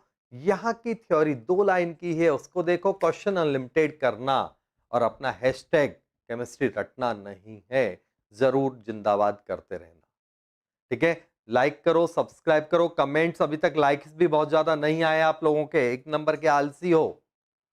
और कमेंट्स भी लिखना। ये कंसेप्ट जो सबसे टफ है आरएस, इसी में बच्चा अटकता है, और इसी के बेस पे आगे ऑप्टिकल चलेगा एडवांस लेवल का, इसी में अटकता है। और ये कंसेप्ट अगर आपका मक्खन की तरह भी हो जाए तो कमेंट लिखना। देखो समझा रहा हूं, अभी हमें क्या करना है, 2 मिनट रुको, प्रायोरिटी देखना,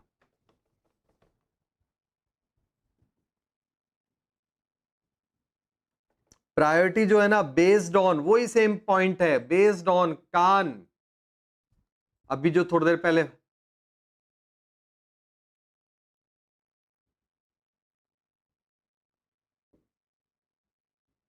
priority is based on Cahn Ingold Prelog rule, priority Cahn Ingold Prelog rule से चलती है, ये ध्यान रखना, आया ना, ये एक बात ध्यान रखना, अभी थोड़ी देर पहले बताया था, तो फिर लिख देता हूं फटाफट, priority is directly proportional to atomic number, directly proportional to mass number in case of isotope,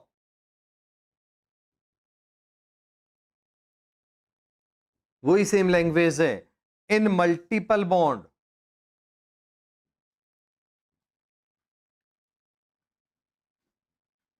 multiple bond में क्या होगा, तो मल्टीपल बॉन्ड में क्या होगा ढंग से देखना, इन मल्टीपल बॉन्ड, जैसे ये आपका सी डबल बॉन्ड ओ है, तो इजेड में तो क्या था, कार्बन भी 2 टाइम लिया था, ऑक्सीजन भी 2 टाइम लिया था, यहां ऐसा नहीं करना, आपको क्या करना है, साइड वाले एटम को उतनी बार लिख देना है जितने बॉन्ड है, जैसे सी एन, तो साइड वाला एटम कौन है, नाइट्रोजन, तो नाइट्रोजन को 3 बार लिख दो, NO, जैसे मल्टीपल बॉन्ड है तो साइड वाला एटम है ऑक्सीजन, उसको 2 बार लिख दो, ऐसे, ये है मीनिंग।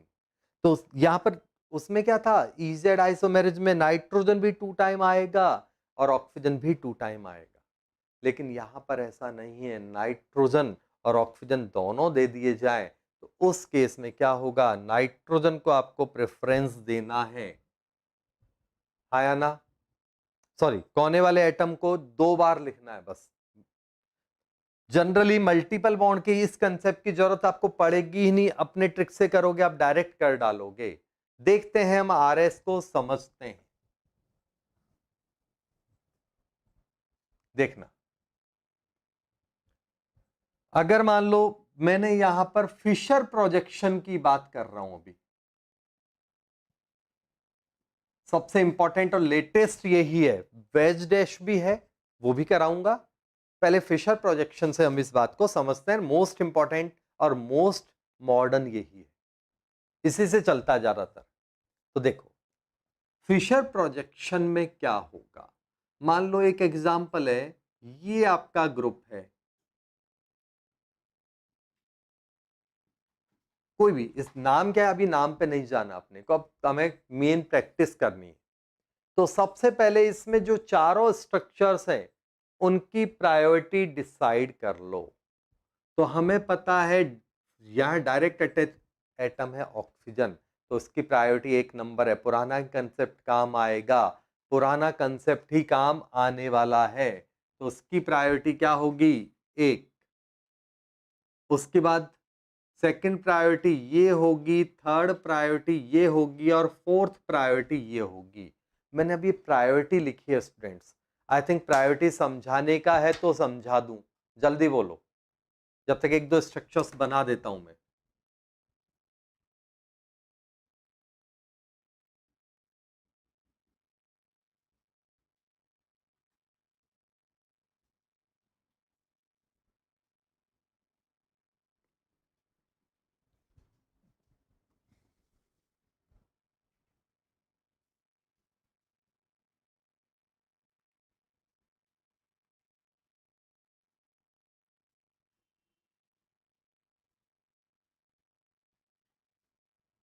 3 स्ट्रक्चर्स लिखे,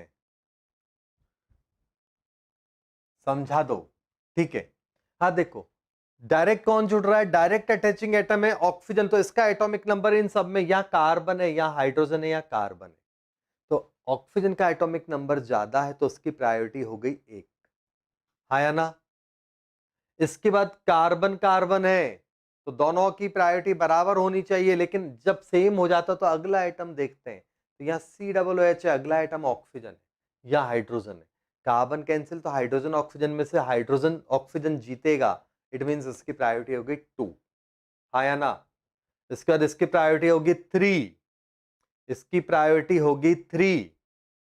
समझ में आ गया? और ये अपना 4th प्रायोरिटी है। कोई प्रॉब्लम है इसको किसी में तो बोल दो।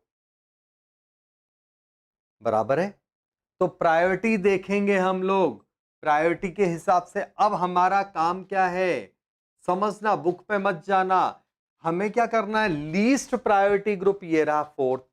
इस लीस्ट प्रायोरिटी ग्रुप को वर्टिकल मतलब ऊपर या नीचे रख दो, कहीं भी रख दो। कोई बुक बोलेगी ऊपर रखो, कोई बुक बोलेगी नीचे रखो, कोई कहेगा क्या, कोई कहेगा क्या। ठीक है ना? तो लीस्ट प्रायोरिटी ग्रुप जो है उसको वर्टिकल मतलब ऊपर या नीचे रख दो। मैं अभी नीचे रखता हूं। तो इंटरचेंज किया मैंने बिटवीन।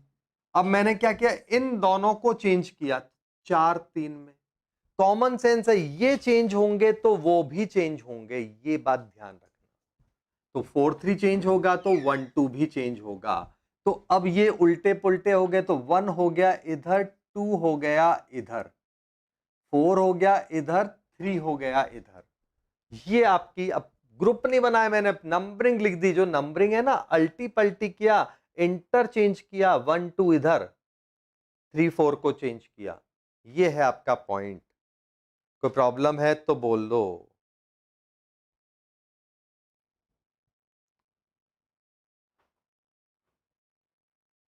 ठीक है? अब लीस्ट प्रायोरिटी ग्रुप को रखा हमने यहां, और बचे ग्रुप है उनके हिसाब से चलना है। ठीक है ना? तो रोटेशन हो रहा है clockwise.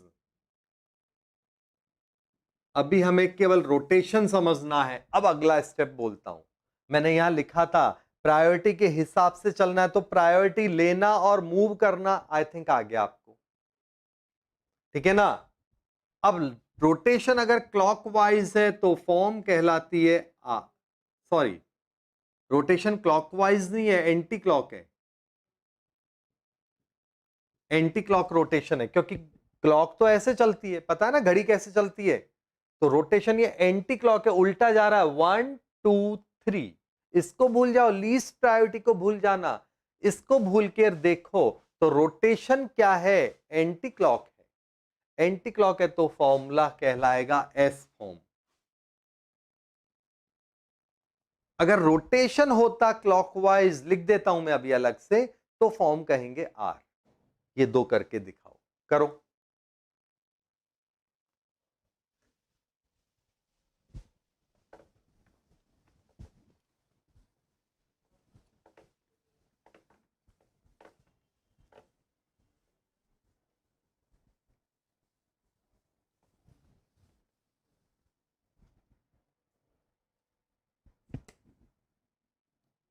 If rotation is clockwise तो फॉर्म कहलाएगा आर फॉर्म। एंटी क्लॉकवाइज तो फॉर्म कहलाएगा एस फॉर्म। आर फॉर्म का मतलब पूरा नाम होता है, कोई मतलब नहीं है, रिकेटस और सिनिस्टर, ये पूरा नाम है, बट आपको उससे मतलब नहीं है। मेन ये है clock, anti clock, R S. और एग्जांपल देता हूं, आप आंसर लाओ उनके।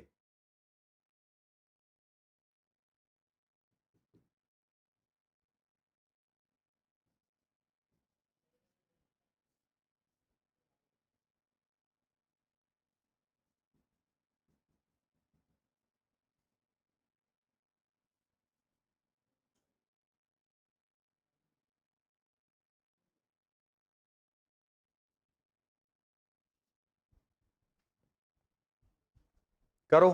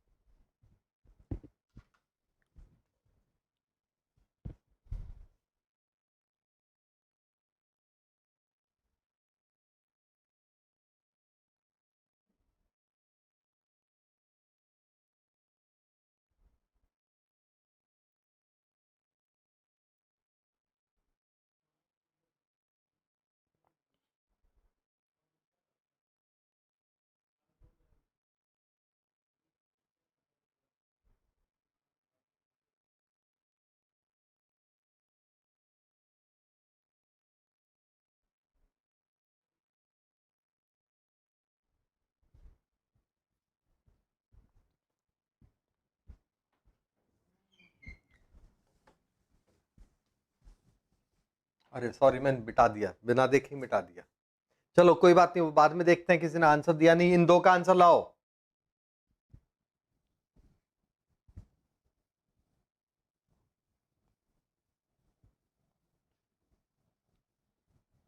इन दो का आंसर लाओ फटाफट, बाकी क्या और लिखता हूं स्ट्रक्चर प्रैक्टिस के लिए।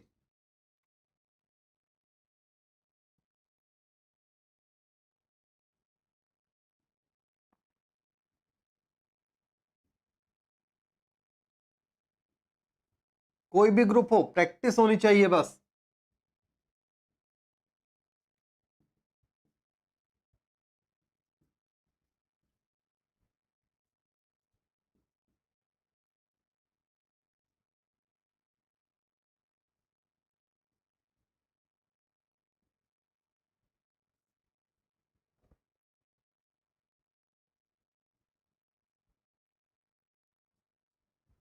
ये कुछ और एग्जाम्पल लिखे, जल्दी से करो।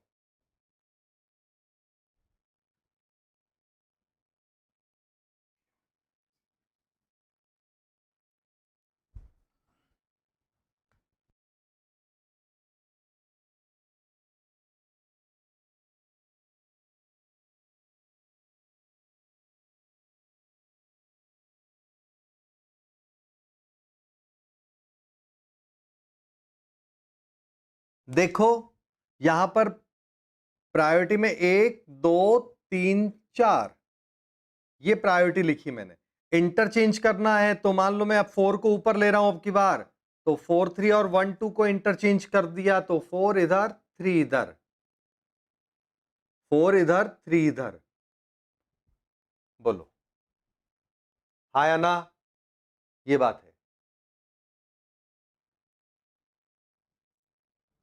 तो अब यहां क्या होगा, इस लीस्ट प्रायोरिटी को तो भूल जाओ, बचे जो ग्रुप उनकी रोटेशन देखो तो ये कहलाएगा क्लॉकवाइज है, तो आर फॉर्म। चेक कर लो ये फॉर्म कौन सी होगी, तो आंसर है इस फॉर्म को बोलेंगे आर फॉर्म।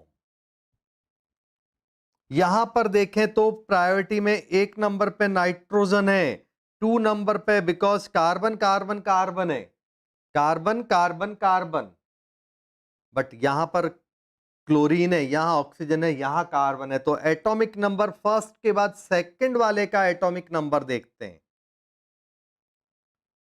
फर्स्ट के बाद सेकंड वाले का एटॉमिक नंबर देखते हैं। तो यहां इंटरचेंज करने की जरूरत है ही नहीं, इसको भूल जाओ। लीस्ट प्रायोरिटी ग्रुप को भूल जाना, वो वर्टिकल होना चाहिए, मतलब ऊपर या नीचे। लीस्ट प्रायोरिटी ग्रुप जो है वो वर्टिकल पॉइंट पर होना चाहिए, चाहे ऊपर हो या चाहे वो नीचे हो। हाँ या ना, बोलो। चले हम आगे, तो अब क्या होगा, तो अब हम रोटेट हो रहे हैं यहां से यहां, तो ये फॉर्म कैसे होगी, तो इस फॉर्म को कहेंगे अपोजिट है, तो एस फॉर्म। इस फॉर्म को हम क्या बोलेंगे, एस फॉर्म। चेक कर लो, एंटी क्लॉक चाल जा रहे हैं, कोई डाउट हो तो बोलना। ये हमारे स्ट्रक्चर नंबर अभी के हिसाब से 1 है, ये 2 नंबर स्ट्रक्चर है, ये 3 नंबर है। नंबरिंग डाल देता हूं, तो आपको डाउट हो तो आप नंबर लिख देना कि सर इस नंबर को समझा दो। यहां पर देखो प्रायोरिटी में 1, फिर प्रायोरिटी में कार्बन कार्बन आगे तक चल रहा है, तो 2 नंबर प्रायोरिटी, यहां 3 नंबर और यहां 4 नंबर, यहां भी कोई रोटेशन नहीं है। 4 नंबर को भूल जाओ, जाओ। तो रोटेशन हो रहा है ऐसे 1 2 3, तो ये फॉर्म भी एस फॉर्म कहलाएगी, एंटी क्लॉक रोटेशन है। तो कुछ बच्चों ने आंसर गलत लिखे हैं, चेक कर लो, नहीं आए तो आप रिपीट करवा लो। यहां पर 1 2 3 4, अब की बार मैं 2 4 का और 1 3 का इंटरचेंज कर रहा हूं, नीचे ले रहा हूं, आप चाहो ऊपर लो, ऊपर लो नीचे लो, कोई फर्क नहीं पड़ेगा। समझ में आ रहा है आपको, तो बोलो।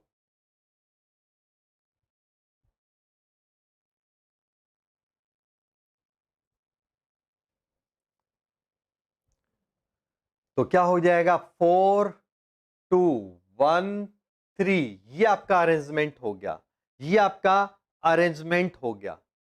क्लियर है सबको, तो अब कौन सी फॉर्म हो गई ये? 4 को भूल जाओ, 1 2 का 3, ये भी एस है।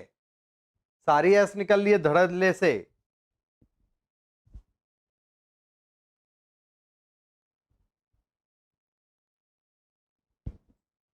यहां पर देखो, 1 नंबर, 2 नंबर, 3 नंबर और 4 नंबर। 4 को भूल जाओ, 1 2 3, ये डायरेक्ट है क्लॉकवाइज, तो ये होगा आर। डाउट हो तो इमीडिएट बोल दो। यहां पर 1 नंबर, 2 नंबर, 3 नंबर, 4 नंबर, यहां भी रोटेट करने की जरूरत नहीं है, ये ऐसे होगा। तो ये ऐसे होगा, तो इसे क्या कहेंगे? तो ये आपका जो कहलाता है, इसे कहेंगे हम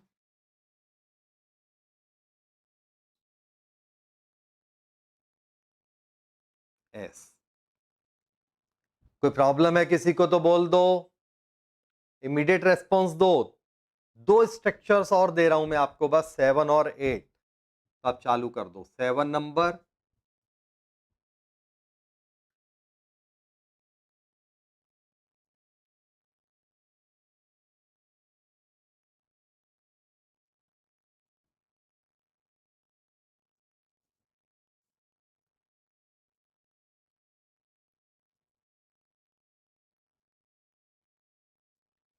और 8 नंबर।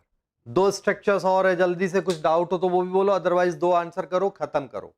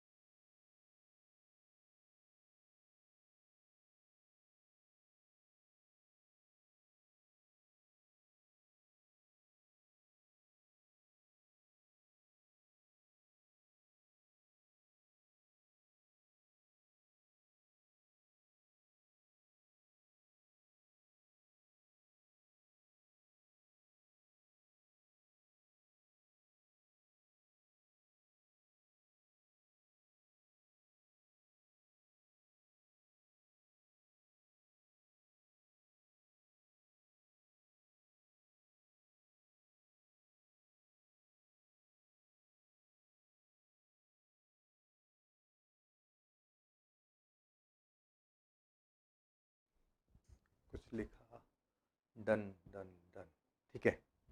चलो 7 और 8 चेक कर लो। इसमें priority 1 number, priority 2, priority 3, priority 4। तो क्या करेंगे हम इसको, मैं इधर समझा रहा हूं। इंटरचेंज कर दिया 4 2 और 1 3 का, तो 4 ऊपर आएगा, 2 इधर आएगा, 1 नीचे और 3 इधर। मैंने क्या किया, इन दोनों को और इन दोनों को इंटरचेंज किया, ठीक है ना? इन दोनों को इंटरचेंज किया। तो अब क्या होगा, इसको भूल जाओ और जाना कैसे है, तो ये है आर। यहां पर प्रायोरिटी देखें तो ये प्रायोरिटी 1 2 3 4, यहां इंटरचेंज करने की जरूरत ही नहीं है, ये फॉर्म होगी। तो ये फॉर्म होगी, तो ये कहलाएगी एस, इसका एस। तो आंसर है 7 का आर, 8 का एस।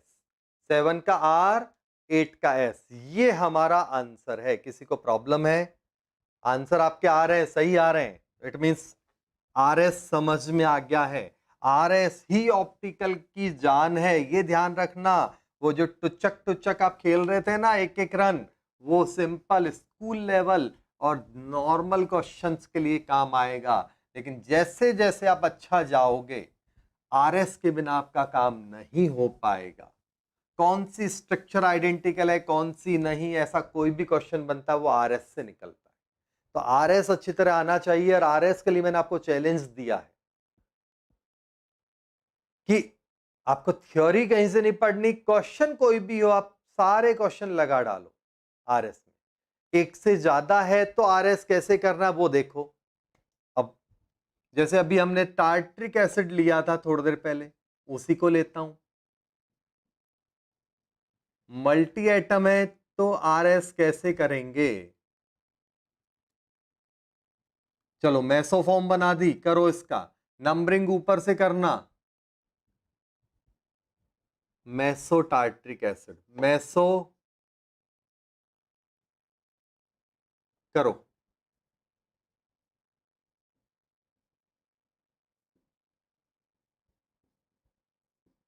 चालू कर दो आरएस करना इनका। दो का करो। अरे ग्लूकोज ले लो।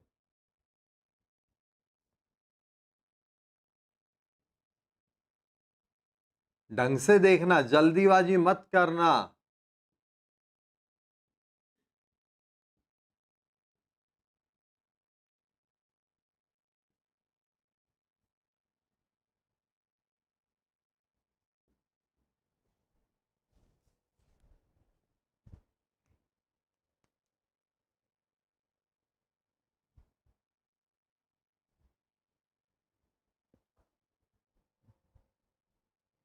आरएस एनसीईआरटी में है? नहीं, एनसीईआरटी में नहीं है। एनसीईआरटी में कई वर्ड दे रखे हैं बट ऑफिशियली इसकी कोई प्रैक्टिस नहीं है एनसीईआरटी में। एक दो जगह वर्ड्स हैं बट आपको ये आना चाहिए, ध्यान रखना। तो ये क्या होगा? तो यहां पर प्रायोरिटी ऊपर वाले केस में देखना, इसकी प्रायोरिटी 1 है, इसकी प्रायोरिटी 2 है, इसकी 3 है और इसकी 4 है। ये मैंने इनकी प्रायोरिटी लिखी। ये पूरा एक ग्रुप है, ये पूरा। तो कार्बन के बाद ऑक्सीजन है, सॉरी इसकी प्रायोरिटी 2 है, मैं गलत लिख गया, इसकी 3 आएगी क्योंकि वहां ऑक्सीजन ही ऑक्सीजन है। यहां सेकंड एटम कार्बन ऑक्सीजन आ गया तो वहां विनर वो होगा ऊपर वाला। तो अब हम क्या करेंगे? इंटरचेंज करेंगे 2 और 4 में और 1 और 3 में। मैंने इंटरचेंज किया, इंटरचेंज किया तो 4 ऊपर चला गया, 2 इधर आ गया, 3 इधर आ गया तो 1 इधर हो गया। अब बोलो, रोटेशन ऐसे हो रहा है। तो ये फॉर्म कौन सी हो गई बच्चों? तो ये फॉर्म है आपके आर। कौन सी फॉर्म है? तो आंसर है उसे कहेंगे आर। चेक कर लो आप, क्लियर है कि नहीं? ऐसे ही सेम बात यहां पर हम दूसरे वाले में देख रहे हैं। इसमें प्रायोरिटी दें, इसकी प्रायोरिटी 1 है, इसकी प्रायोरिटी 2 है, इसकी प्रायोरिटी 3 है, इसकी प्रायोरिटी 4 है। वही सेम मैंने 3 और 4 और 1 2 में इंटरचेंज किया।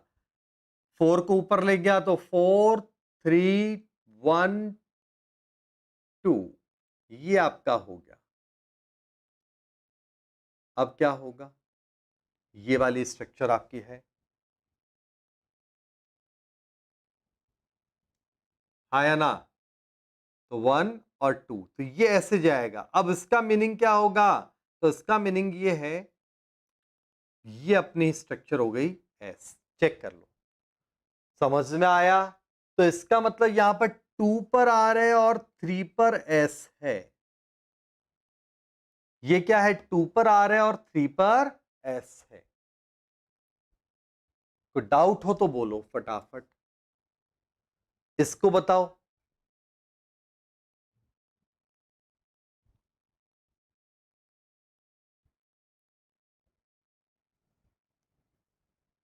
तो यहां प्रायोरिटी ले तो ये 1 नंबर प्रायोरिटी, ये 2 नंबर प्रायोरिटी, ये 3 नंबर प्रायोरिटी, ये 4 नंबर प्रायोरिटी। तो अगर मैं प्रायोरिटीज के हिसाब से 4 2 का इंटरचेंज करूं और 1 3 का इंटरचेंज करूं तो क्या हो जाएगा? 4 ऊपर आ गया, 2 इधर आ गया, 3 इधर आ गया, 1 इधर आ गया। ये है हमारा केस, हाँ या ना? 4 2 और 1 3 के इंटरचेंज कर दिए। अब कैसे जाएंगे? तो अब हम मूव करेंगे ऐसे, 1 2 3, 4 को भूल जाओ। और ये क्या हो गया आपका? ये आपका है स्ट्रक्चर आर। इधर का देखो, इस वाले एग्जाम्पल को देख लो आप, इसमें प्रायोरिटी ले तो 1 नंबर प्रायोरिटी, 2 नंबर, 3 नंबर और 4 नंबर प्रायोरिटी। इंटरचेंज कर रहा हूं मैं, 2 और 4 का किया तो 1 3 का इंटरचेंज किया। इन दोनों को इंटरचेंज कर रहा हूं, इन दोनों को इंटरचेंज किया तो इन दोनों को करना पड़ेगा। तो क्या हो गया, 1 ऊपर गया, 3 इधर आ गया, 4 2। 4 को भूल जाओ, ये भी आ रहे, तो इसमें क्या हो गया, 2R 3R। तो कई बार आपने बुक्स में ऐसा लिखा मिलता है 2R 3R, 2R 4R, 2R 3S, ऐसे कुछ भी। इसका मतलब 2 का मतलब 2 नंबर का कार्बन है और 3 का मतलब 3 नंबर का कार्बन है। जो नंबर है ना कार्बन के, उनकी बातें होती है कि कौन से नंबर का कार्बन है, 2 और 3। तो ये नंबरिंग को बताता है। 2 नंबर का कार्बन R कॉन्फ़िगरेशन दिखा रहा है, वहां 2 का R और 3 नंबर का S दिखा रहा है। उसका मीनिंग ये होता है स्टूडेंट्स, हाँ या ना, बोलो। अब अगर मान लो इसका एक अपोजिट बनाता हूं, एक चीज और समझना मजेदार, ग्लूकोज को तो बाद में देख लेना, इसका एक अपोजिट बना रहा हूं, मैं यहां बना देता हूं, इसको करो,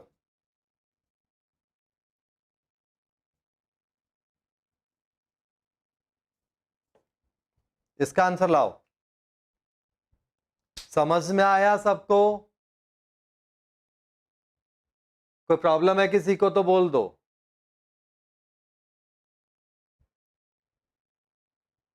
किसी को कोई प्रॉब्लम है तो बोलो।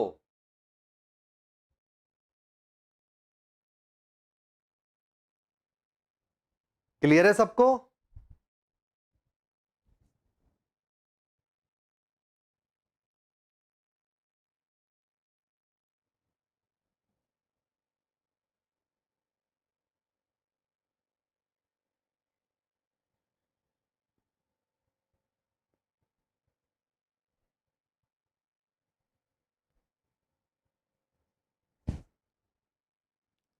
ये वाला एग्जाम्पल देखो फिर आप, इसमें क्या होगा, प्रायोरिटी दी मैंने तो priority 1, priority 2, priority 3, priority 4।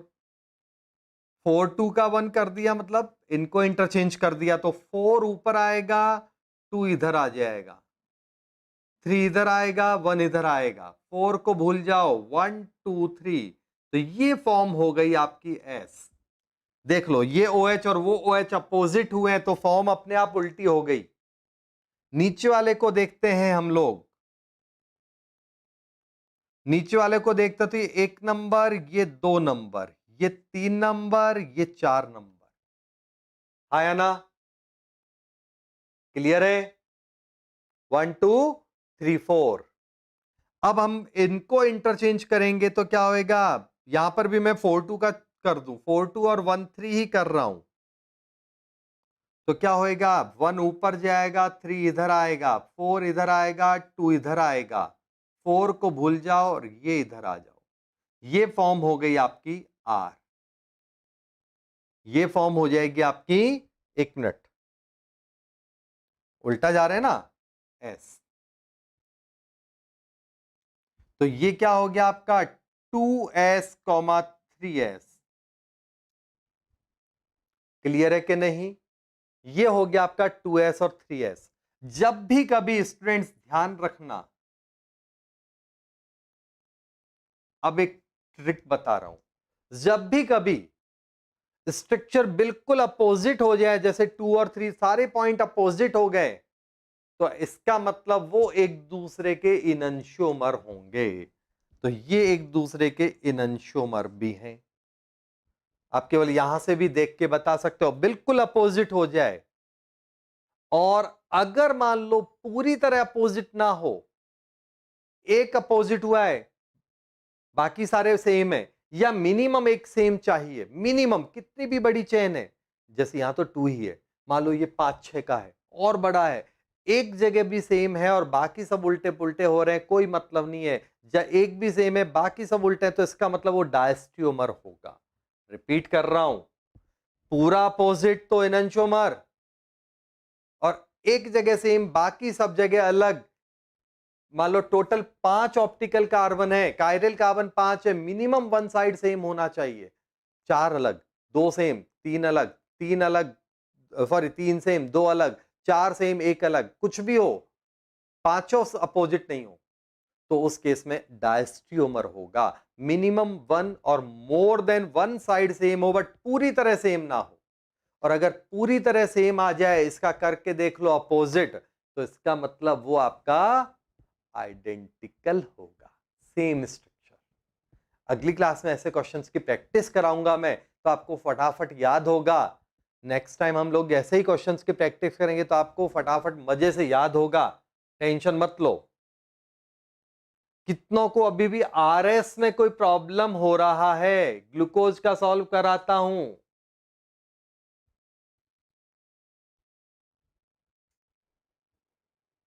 RS में किसी को अभी भी प्रॉब्लम है तो इमीडिएट रेस्पॉन्स दो, रटना नहीं है। केमिस्ट्री रटना नहीं है। अभी भी कमेंट्स और लाइक्स बहुत कम लोगों के आए हैं। क्लियर? फटाफट खत्म करो, सब्सक्राइब करो, लाइक करो। अब हम ग्लूकोज का लास्ट एग्जांपल ले रहे हैं, आज का लास्ट टॉपिक। अगली क्लास में इसको और ज्यादा करेंगे।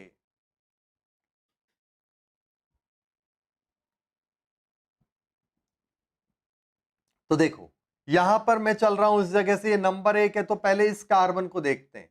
इस कार्बन पे प्रायोरिटी में 1 नंबर, 2 नंबर प्रायोरिटी इसकी, 3 नंबर और 4 नंबर। तो इस कार्बन पे 4 2 और 1 3 ये ले लिया, तो 4 इधर, 2 इधर, 1 3 इधर, 1 इधर, ये होगा। चेक कर लो, प्रायोरिटी डिसाइड करो। इन दोनों को पलटी किया तो इन दोनों को पलटी किया, तो क्या हो गया, 4 को भूल जाओ और चलना है आपको घड़ियाल की तरफ, तो ये हो गया R। इस वाले पॉइंट को देखो, अब आप, भीड़ कम कर रहा हूं मैं।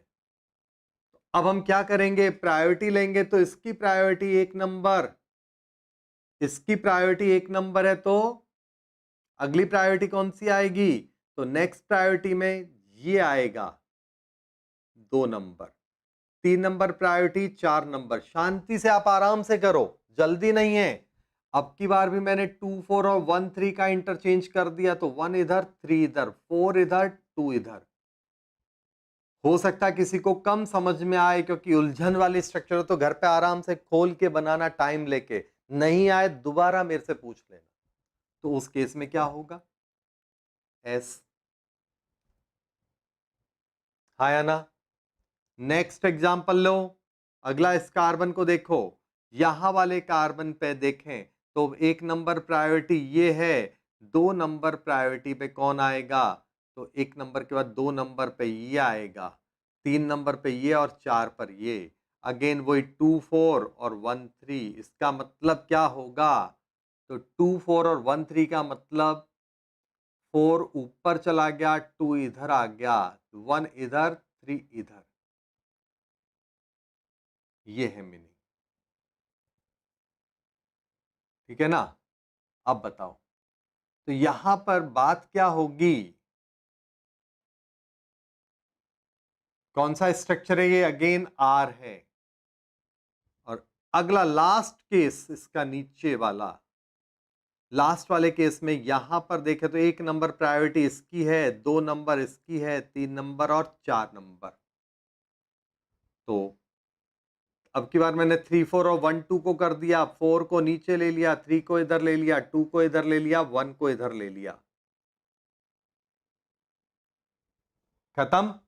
कोई डाउट इसमें किसी को? तो ये है आर, तो आंसर क्या हो गया, 2R 3S 3R 4R 5R। Check कर लो, कहीं कोई बाय मिस्टेक, मैंने तो गलती मुझे लगता नहीं किया, बट फिर भी देख लो आप लोग। समझ में आया सबको? कितनों ने आरएस का ये वाला फंडा पहली बार पढ़ा या पढ़ा हुआ है? ऐसा नहीं कि यूनिक है, सबका अपना अपना तरीका है। मुझे ये सबसे बेस्ट लगता है, तो कितने लोग हैं अपना कमेंट लिखो, पहली बार पढ़ा है या दूसरी बार पढ़ा है या जो भी है। क्लियर? दो भाई। आंसर दो, कमेंट लिखो। मिलते हैं हम अगले एपिसोड में। नेक्स्ट टाइम हम लोग करेंगे एडवांस लेवल की इसकी जियो मतलब आइसोमेरिज्म के अच्छे लेवल के क्वेश्चंस की प्रैक्टिस, और फिर अगर टाइम रहा तो आगे का पोर्शन चालू करेंगे।